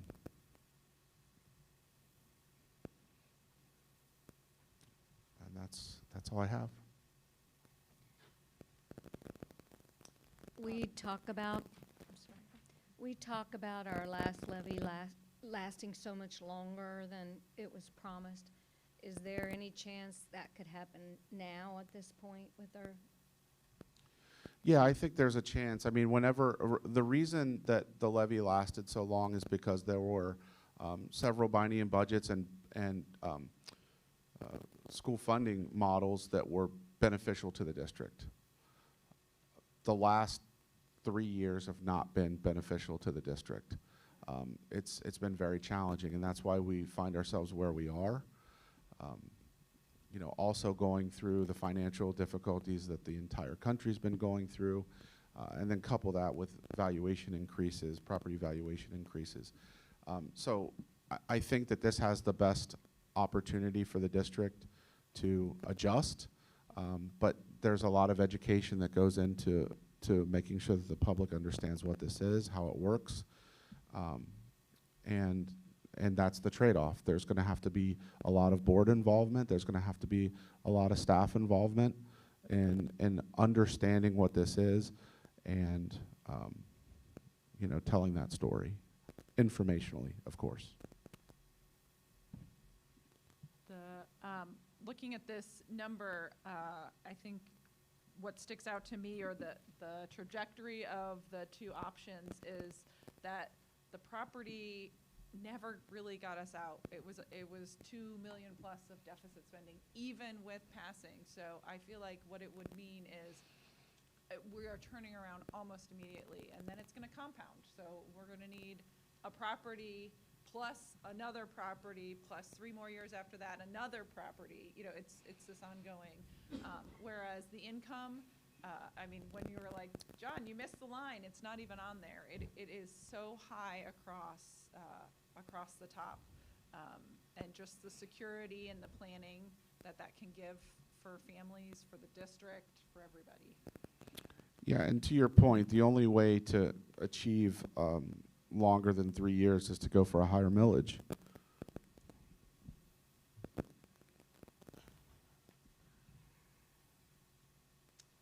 And I just want to say, for this process, for these 5 board members and these 2 administrators and all the administrators who aren't at the table, that we've been discussing and researching and pro and con for 2+ months. I mean, from day one of our newest folks.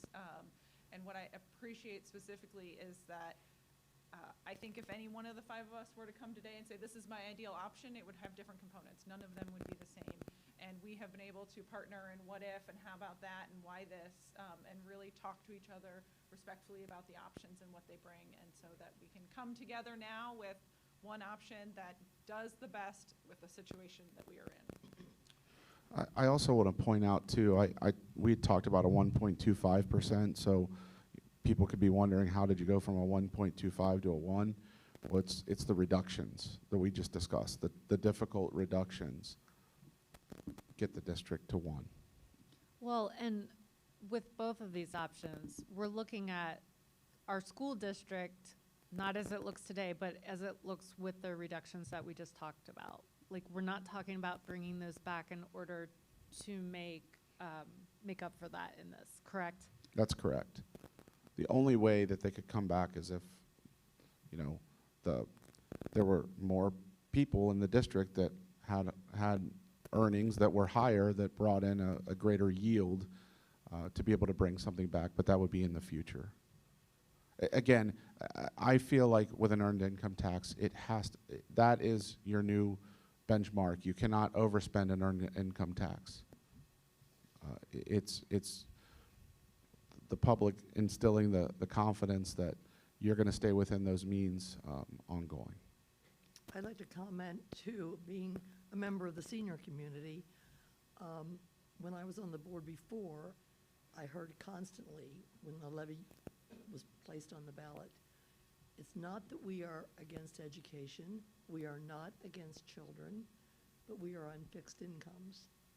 And this gives the senior members of the community the opportunity to support children, support our educators, and not have to pay for it, which I think is critical. I think for me, the earned income tax is just most sensible for us from a fiscal responsibility standpoint, because the model takes us all the way to 2030. The other model doesn't even get us close to that. And I think it's very attractive to reduce the need for a levy ask every 3 years. Also, just a couple other things I was thinking about is I feel like HB 920, please correct me if I'm wrong with this, HB 920 limits the ability of property taxes to grow with increased property values, which limits what we can take in with a traditional levy. I also find it interesting that as I was researching across Ohio, there's a lot more school districts that are using this earned income tax instead of a traditional levy. And even close by, I was looking Bethel, Claremont Northeastern, Goshen, Hillsborough, and then even further out, Ross, Talawanda, Wyoming. It seems to be like this is catching on, and I can see why, if you look at the modeling, it really is pretty sensible. And I appreciate you sort of touched on this, Ms. Mason, the living within our means. I mean, if we are given a budget, we can plan. We know what it's going to be. We can't ever do that with property tax. There's never going to be a last property levy. There will always be one to follow. Whereas with income tax for the next 7 plus, a couple years, for the next 10 years, we can live within our means. We can plan. If we see the line dipping, we can address that and work as a community or work as a board and with the administration to get in line again. Well, and those traditional levies too, like if we ask for 5.99, that continues even with the asks that we're having in 3 more years. So if we ask for another 5.99, that's going to be on top of the 5.99 that is already being paid.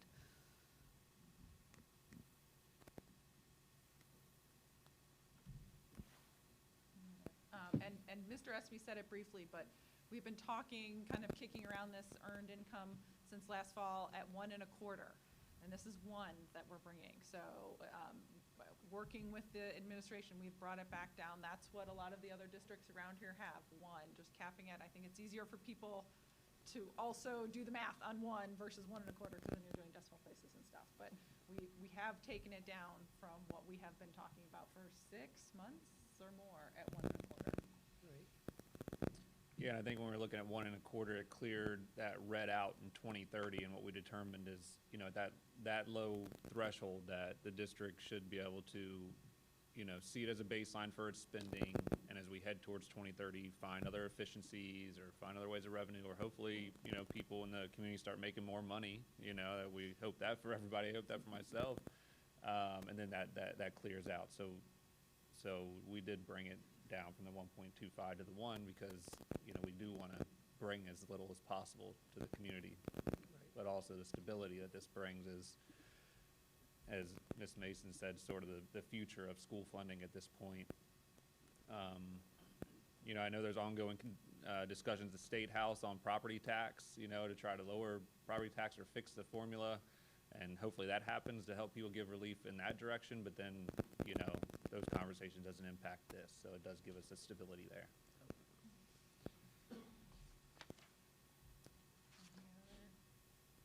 So are we ready we have a motion first for this resolution of necessity. Do we want to take a vote on this one? Yes, you have a motion and second. Yeah, please call the roll. Mr. Wilson, Yes. Ms. Will, Yes. Ms. Powers, Yes. Ms. Mason, Yes. Mrs. Chestnut. Yes. Thank you. I'll So withdraw we can skip. D6. Okay. Now on to the TIF resolution for fiscal year '24, forward to general fund. I need a motion to approve.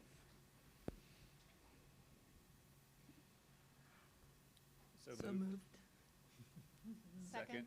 A motion and a second. It was easier when I was just letting you guys handle it. Questions, comments, discussion? Yeah, this is just procedural to be able to deposit this to the general fund. Okay. Call the roll. Mr. Wilson, Yes. Ms. Will, Yes. Ms. Powers, Yes. Mrs. Mason, Yes. Mrs. Chestnut. Yes. I'd like a motion to accept 2 donations, $2,000 to nutritional services for outstanding lunch balances across the district from John Espy, and donation of $200 to the theater department for MHS drama from Amber Hassman. So moved. Second. Motion and a second. Comments? Yeah, just a, Go ahead. sorry, just a comment of just how generous this is from you, John, and your wife and your family to obviously help these members of our community that are in need. So, thank you so much for doing that, and you deserve recognition for that, and we appreciate it. I second that, and I'd also like to thank Ms. Hassman for her donation to the theater department. I went to see Matilda, and I was amazed, so hopefully this will help keep that talent going. Yeah, I've watched the Matilda musical at the house nonstop now for the last week and a half with the 5-year-old, which watching it made it even that much more amazing of watching the play, because I full transparency, hadn't seen it beforehand. The girls had, but wow, they nailed it. So yeah, absolutely. Well, some of the actors performed at Patterson's Fine Arts Night yesterday, so I got a third taste of Matilda. My daughters enjoyed Matilda, so thank you for the donation that is on here this evening. I will also say, as the individual that has to see a lot of fee waivers and read the heartbreaking stories of some of our community members and families, I would encourage any of you that have the means to jump on board and donate to the outstanding lunch balances. Just a plug.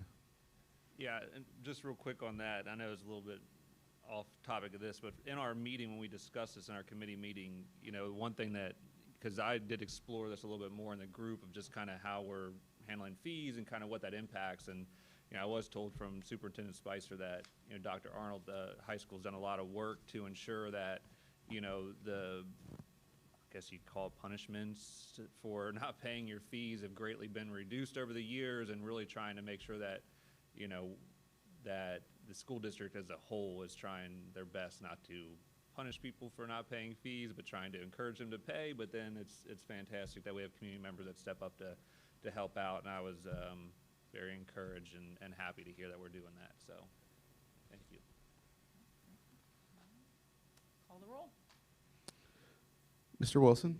Yes. Mrs. Will? Yes. Ms. Powers? Yes. Mrs. Mason? Yes. Ms. Chestnut? Yes.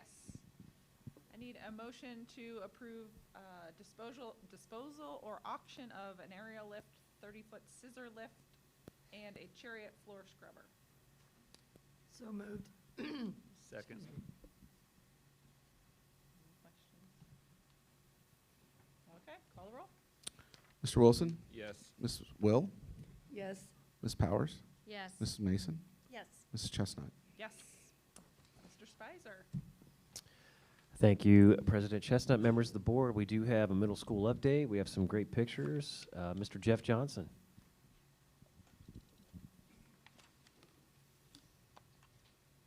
And a video. We do have a video as well.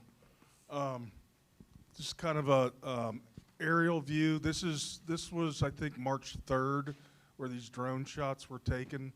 So it's a little bit behind, but you can see the hollow core precast was laid on the second floor in the academic wing over on the left. Masonry continues in the center section. Footers had been poured for the bleachers, kind of in the background, and you'll see the progress here in a couple of pictures. But this is kind of from above the high school cafeteria looking out towards the middle school and the stadium. So this is in our academic wing. Ductwork has started, as well as laying out top track for the stud walls. So that's been ongoing for a couple of weeks now. This is on the second floor of the academic wing. So you're looking at the precast, and they're laying down metal to get ready to pour. So the second floor actually gets, it's about a 4-inch hollow core panel, and then they come in and they'll pour another 4 inches of concrete on top of that, and that pour is going to happen on Monday. This is your new entrance to the stadium, in between the two buildings of the field house. Those concrete slabs were poured earlier this week. This is the concession stand area. So you've got 3 windows for the concession stand, and the one off to the right will be a window for spirit wear. This is the gymnasium portion of the field house. We've started paint. Sprinkler lines are going in. It's kind of hard to see, but all those, all that red in the background are the lockers that were delivered this week. And then this is your wrestling area. Room for 3 mats. It's ductwork up in the top. You can't see it, but kind of off to the left outside the picture, they started painting in there as well.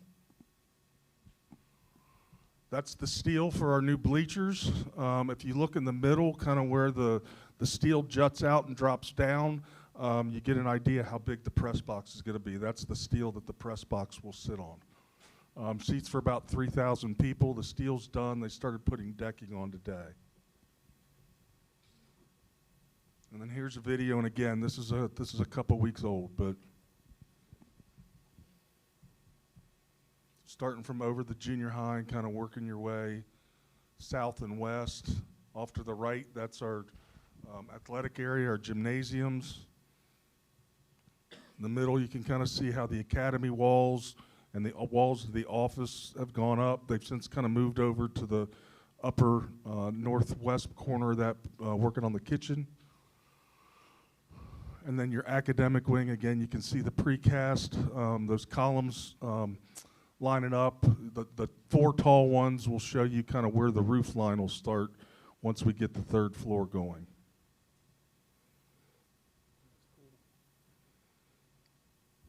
Out here, this is the retention pond we've talked about a few times that kind of caused us to push the whole middle school over to the east.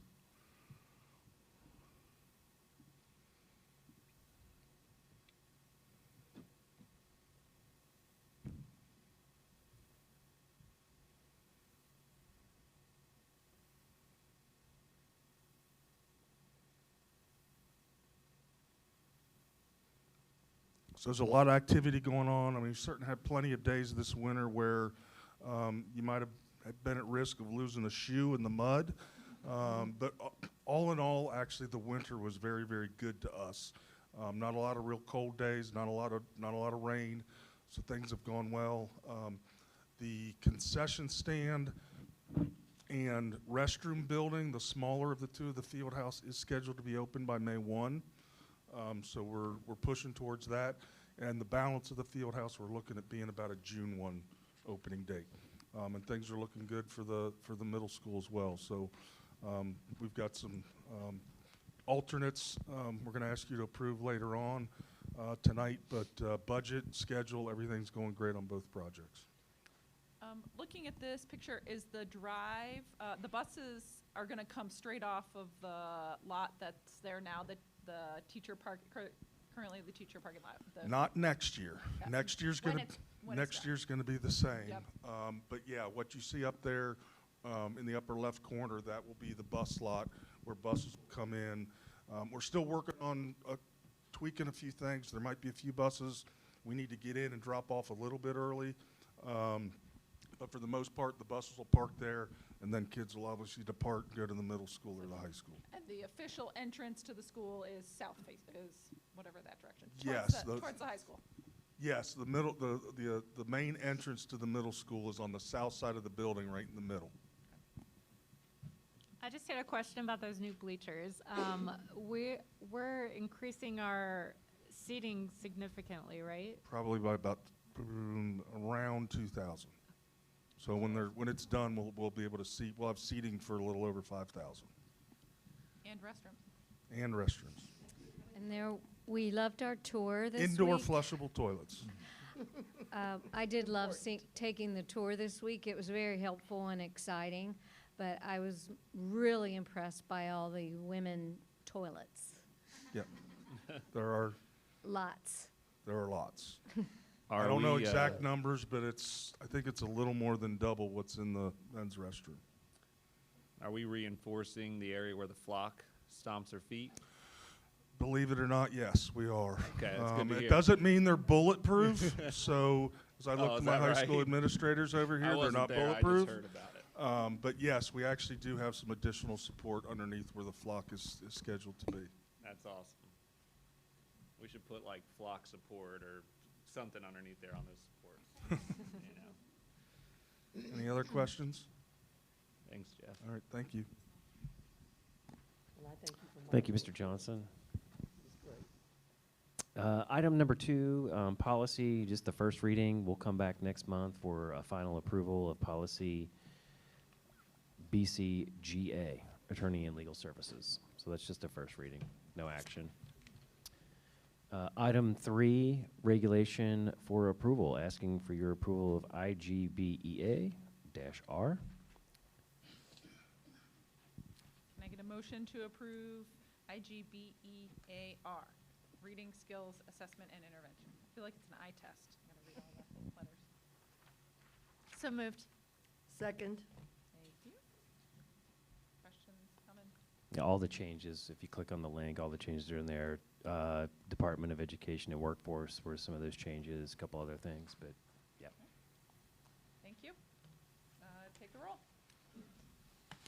Mr. Wilson? Yes. Ms. Will?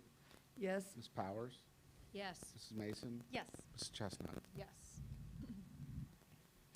On to Human Resources.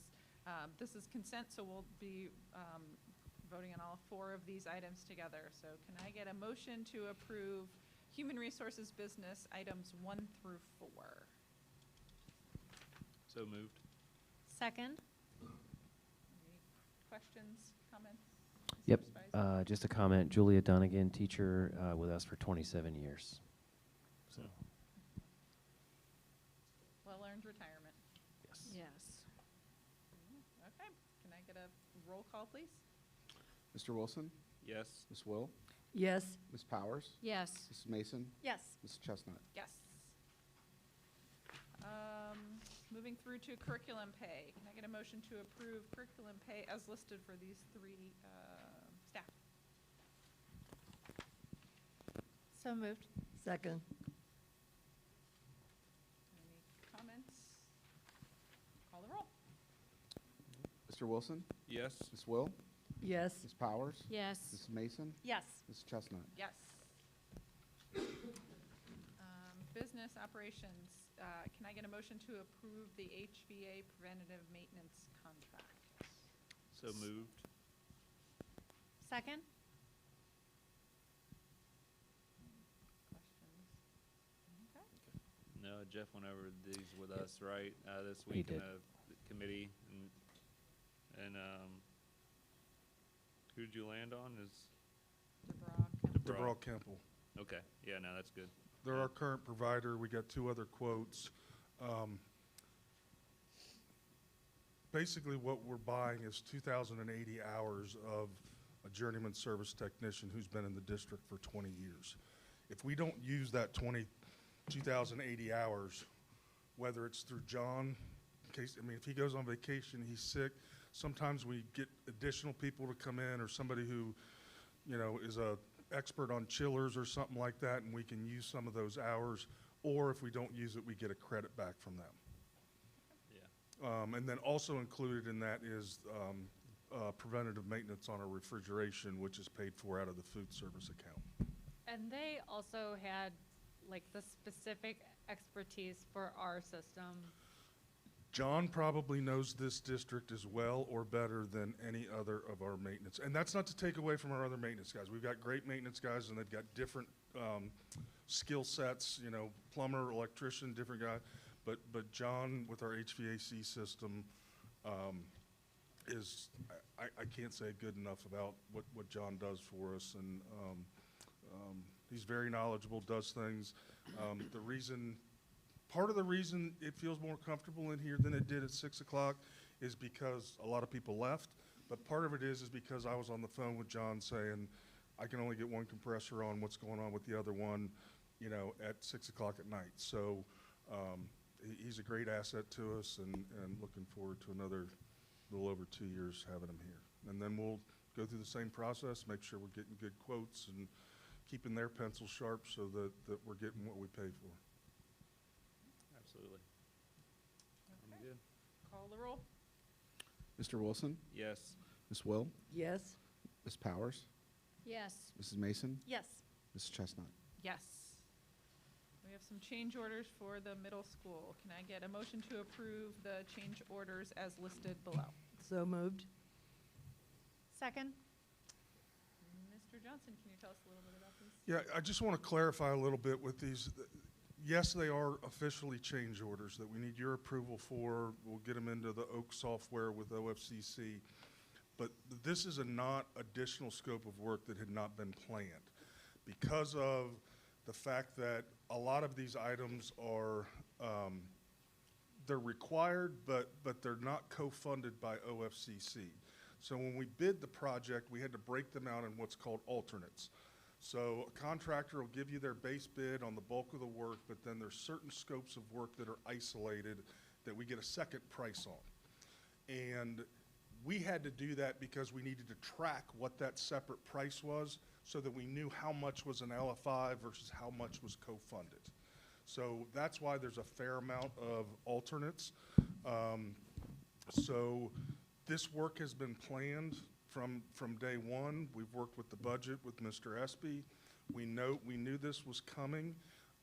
It's a matter of, a lot of it's paperwork, to be honest with you. Some of it's, we had to get the budget adjustment from OFCC. We had to make sure we got the funds allocated, and then, quite honestly, I'm waiting on OFCC to approve it, because they approve it before it comes to us, and then obviously before I can approve it and Mr. Espy can approve it in DocuSign, we need you guys to vote to approve it, and then we'll go through the paperwork process of signing off on it through DocuSign. I can attest to that. I think I received 12 emails last week from OFCC via DocuSign. And this won't be the last time, because we're still waiting on some things to be processed by OFCC. I did send, and I actually think it's on the board agenda, the entire list of alternates. And there are 2 on there that one we will not be doing, which is the EV charging station. That was bid as an alternate in case we needed LEED points in order to get our LEED Silver certification, which is required by the state. We don't need those points to get that certification, so we're not going to do that. The other one that we won't know probably until really the very end is there's an alternate in there essentially for a booster system for first responder communication system. You get these buildings with a lot of concrete, and the radios don't work, so sometimes you have to put boosters in them so that first responders' communication systems will work. We'll test it once we get the building up, and then we'll make a determination of whether or not we want to pull that alternate in and add that system. So we might still have to do that, but we won't do it if we don't have to. Other questions? I have a first and a second, right? Correct. Okay, call the roll. Mr. Wilson? Yes. Ms. Will? Yes. Ms. Powers? Yes. Ms. Mason? Yes. Mrs. Chestnut? Yes. To our second public participation, do we have remaining? We have one. Amanda Fox, please.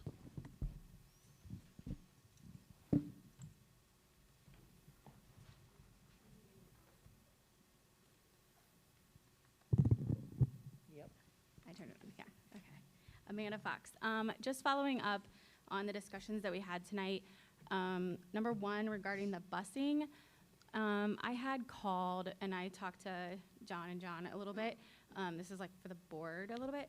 I had called several local school districts, and one of the conversations that I had was surrounding the different routes that we have. And one of the transportation directors that I spoke to asked me how we deal with parochial school routes. And I had asked about including those kids that are high school parochial kids onto the current high school routes that are already picking up, instead of having a separate bus pick them up. So I was wondering if you had found out the cost savings of that, how that would translate. And then the other thing I saw tonight that seems to be pretty solid at this point is getting rid of the elementary education director. And I'm assuming that the new role would like fall under Paul. And as great as he is, I have some concerns of putting all of that burden from K-12 onto one person. So I'm wondering what the thought process is on that. And then to piggyback on that, I know that in last year or the year before, we also got rid of our special ed director. So for a district our size to not have a special ed director and now an elementary secondary or an elementary curriculum director, just concerned on like the work-life balance of our current admins and what that does, and is there any concerns with that? Mr. Spicer, do you have? I can address some things. First of all, I just need you to know that my central office team works first and second shift.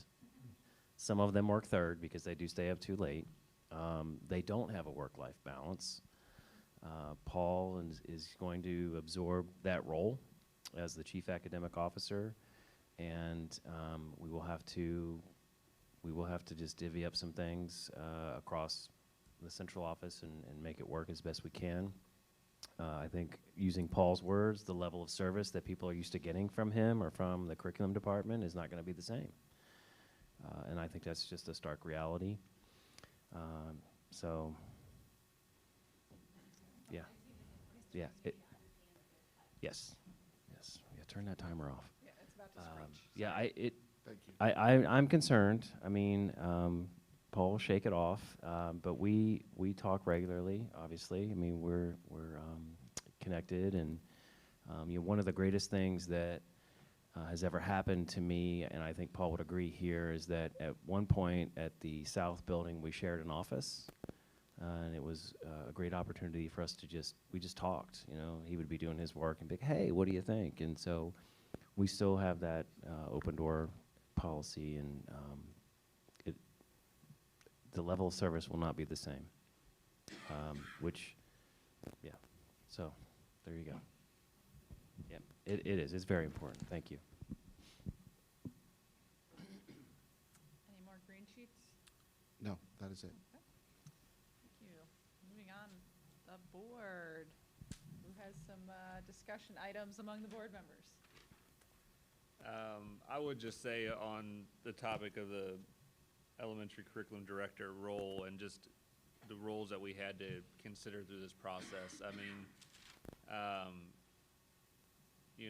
we sat down and looked through every piece of it to try to determine, what would have the minimal impact on the students and the families, and even the way that the work would be continued, right? So we did have discussions with Mr. Spicer and Paul and many other discussions on down that list, even janitorial staff and everything. So,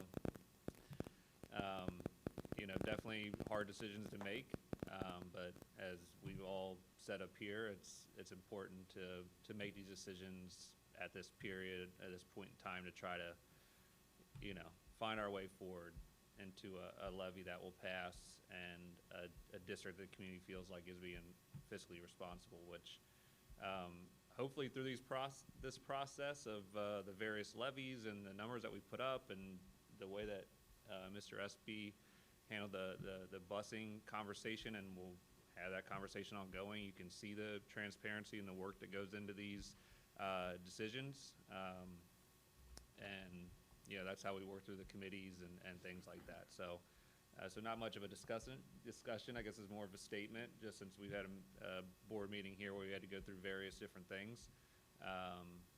But I'm glad that we've been able to make these decisions, and now we can start to educate the community and try to stabilize and move forward.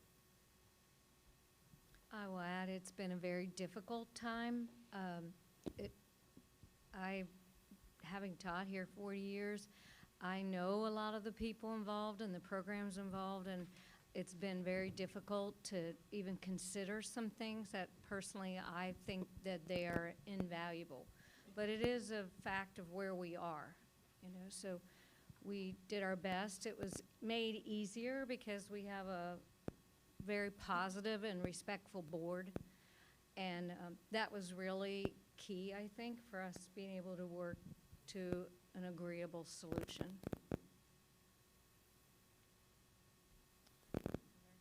Yeah, and I guess I'd also say I've read all the emails that everybody's sent in, Yes. so please continue to send them. Yes. I know we don't always respond, or I don't personally respond to every single one. Sometimes it's a blanket response or something that I know is coming up on a meeting, but even, in other sessions, I've said to people, if your time gets cut off for the 3 minutes, or you've got things that you have to say, and I know we have people that watch at home, please email us. I read every email. It was paramount to the fact of changing school start times, and it will be as we move forward into levy discussions as well. So, I just wanted to say that, so I don't respond to every email, but I do read them all. Mr. Spicer. Yes, I have a multitude of things. I'm going to stray a little bit, but today we did celebrate World Down Syndrome Day, and I'm going to steal a little bit of Jenny's thunder. We are grateful for all the individuals with Down syndrome that have been lucky enough to be in our lives and know and experience them. Each of them has brought joy to us. They always keep a growth mindset, and it's their abilities that are not limiting, and they encourage us to be better people. And I think that's why we celebrate our students with disabilities. We do Special Olympics here. We celebrate that. That's coming up in the end of April. We do the Polar Plunge to support Special Olympics, and we make sure that money goes to Claremont County and our students, and then the students of, all students of Claremont County. So what a great day today was. I know there's some pics out there. So with that, though, Jenny still dabbles in special education because we did cut the director of special ed, and it shouldn't be that way, but it is. That's just where we are. The other thing that I'll keep it positive. We have a district report. You should be getting your district report in the mail, so hopefully you will get that and see that. Please contact us if you have any questions about that. Thank you, Krista, for that. We have a military signing day that is on May 9th. We have a special military signing day. I think the state of Ohio did theirs this month. In general, there was one, but we do our own with Sergeant across the way. That'll be May 9th. So we look forward to that every year. I also want to just piggyback a little bit on some of the things that Mr. Espy has said, and certainly our board members, is that every position that we have has purpose and value. I've said that for the last few months, and we still believe that, which would lead me to teacher job fairs. We've been to Miami, we've been to Xavier University, or UC, Xavier, NKU, Wright State, Mount St. Joe were there.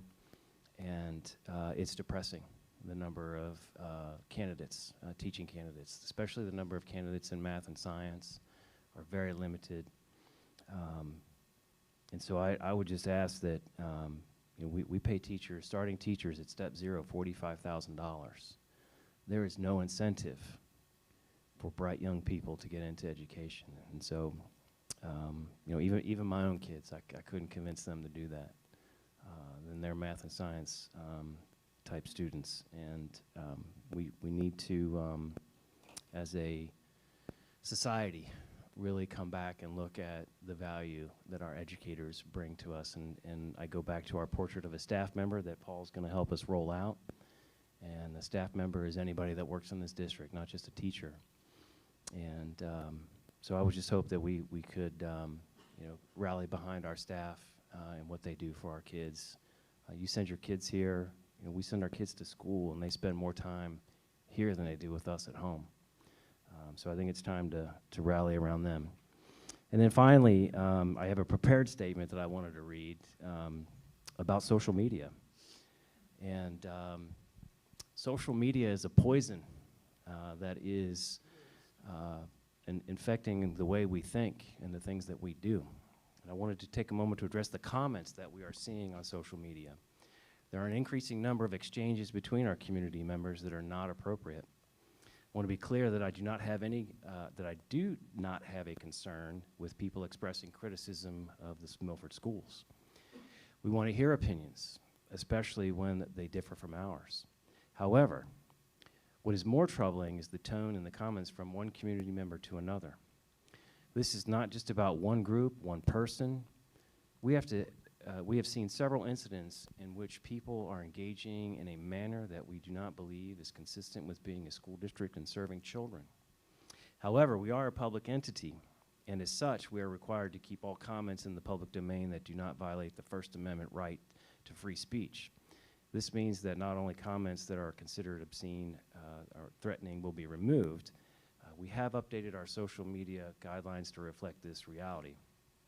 But truly, what I'm asking is that people be kind and respectful as they interact with one another. The other alternative is for us to completely stop allowing comments on our social media. I do not want that. I don't want to do that. I'm just asking you to be kind. It's really that simple. And finally, instead of looking for an argument, let's look for solutions. Let's work together. And I had to bring in Coach Prime. I like Deion Sanders. I like his show. So I'm going to bring in a little bit of Coach Prime. It says, can we please stop trying to tear each other down? Can we take the time and the same passion and desire to destroy and gaslight folks and use it to build, support, and promote each other? What's stopping us from doing that besides our own egos and the need to be right? I'm just asking people to be kind. We can have different thoughts. We don't have to agree on everything. We can be on different sides of the aisle, but we can certainly come together for students and be respectful to one another. Thank you.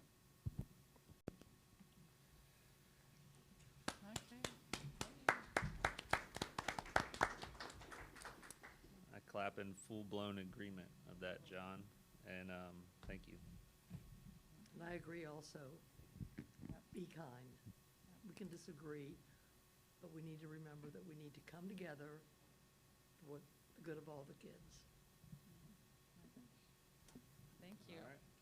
I have a random smattering of topics. First of all, funding this year is our #1 priority. We've been talking about that. That's what we've been working on. That's what we will continue to work on. And what we would ask of the community, the staff, everybody, is that you help support us and get us where we need to be, so that we don't have to trudge through this again and again and look at potential cuts and really take away from the students there.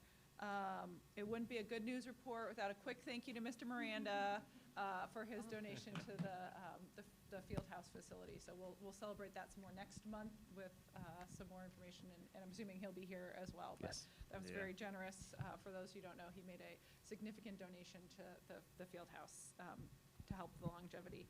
I'd like to call that like good news report or something on the agenda or Yeah, something for him. yes. This is going to be the good news nest. Yeah. Great Oaks, Live Oaks had a ribbon cutting ceremony. Great facility right in our backyard. It was really cool to be part of that, but the opportunities afforded to our students literally up the street are really amazing. So thanks to Great Oaks.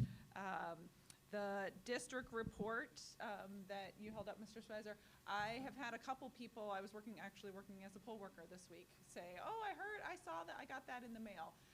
I just want people to know that it's really important we communicate with everybody in the community. Only 1/3 of our families have students in the district right now. We really need to reach out, and so this is just one of those starts. And it is a budgeted expense, because that was so, oh my gosh, this color flyer, it was budgeted. This is how we reach people. And so that was what happened there. And then finally, Mr. Spicer stole a little bit of my thunder, but today is officially World Down Syndrome Day. As somebody who loves my daughter and all of the community with Down syndrome, 321, Trisomy 21 is happening today. So thank you for the Buddy Walk shirts, and if you want to support us, more Buddy Walks in the fall. That's it. Can I have, I got to read the next board meeting, the next regular board meeting, April 18th, 6 o'clock here in this room, 1099 State Route 131, Milford, Ohio. And can I get a motion to adjourn? So moved. Second. Call the roll. Mr. Wilson? Yes. Ms. Will? Yes. Ms. Powers? Yes. Mrs. Mason? Yes. Ms. Chestnut? Yes. Wow, that was an emphatic yes. I'm done. You want to sit?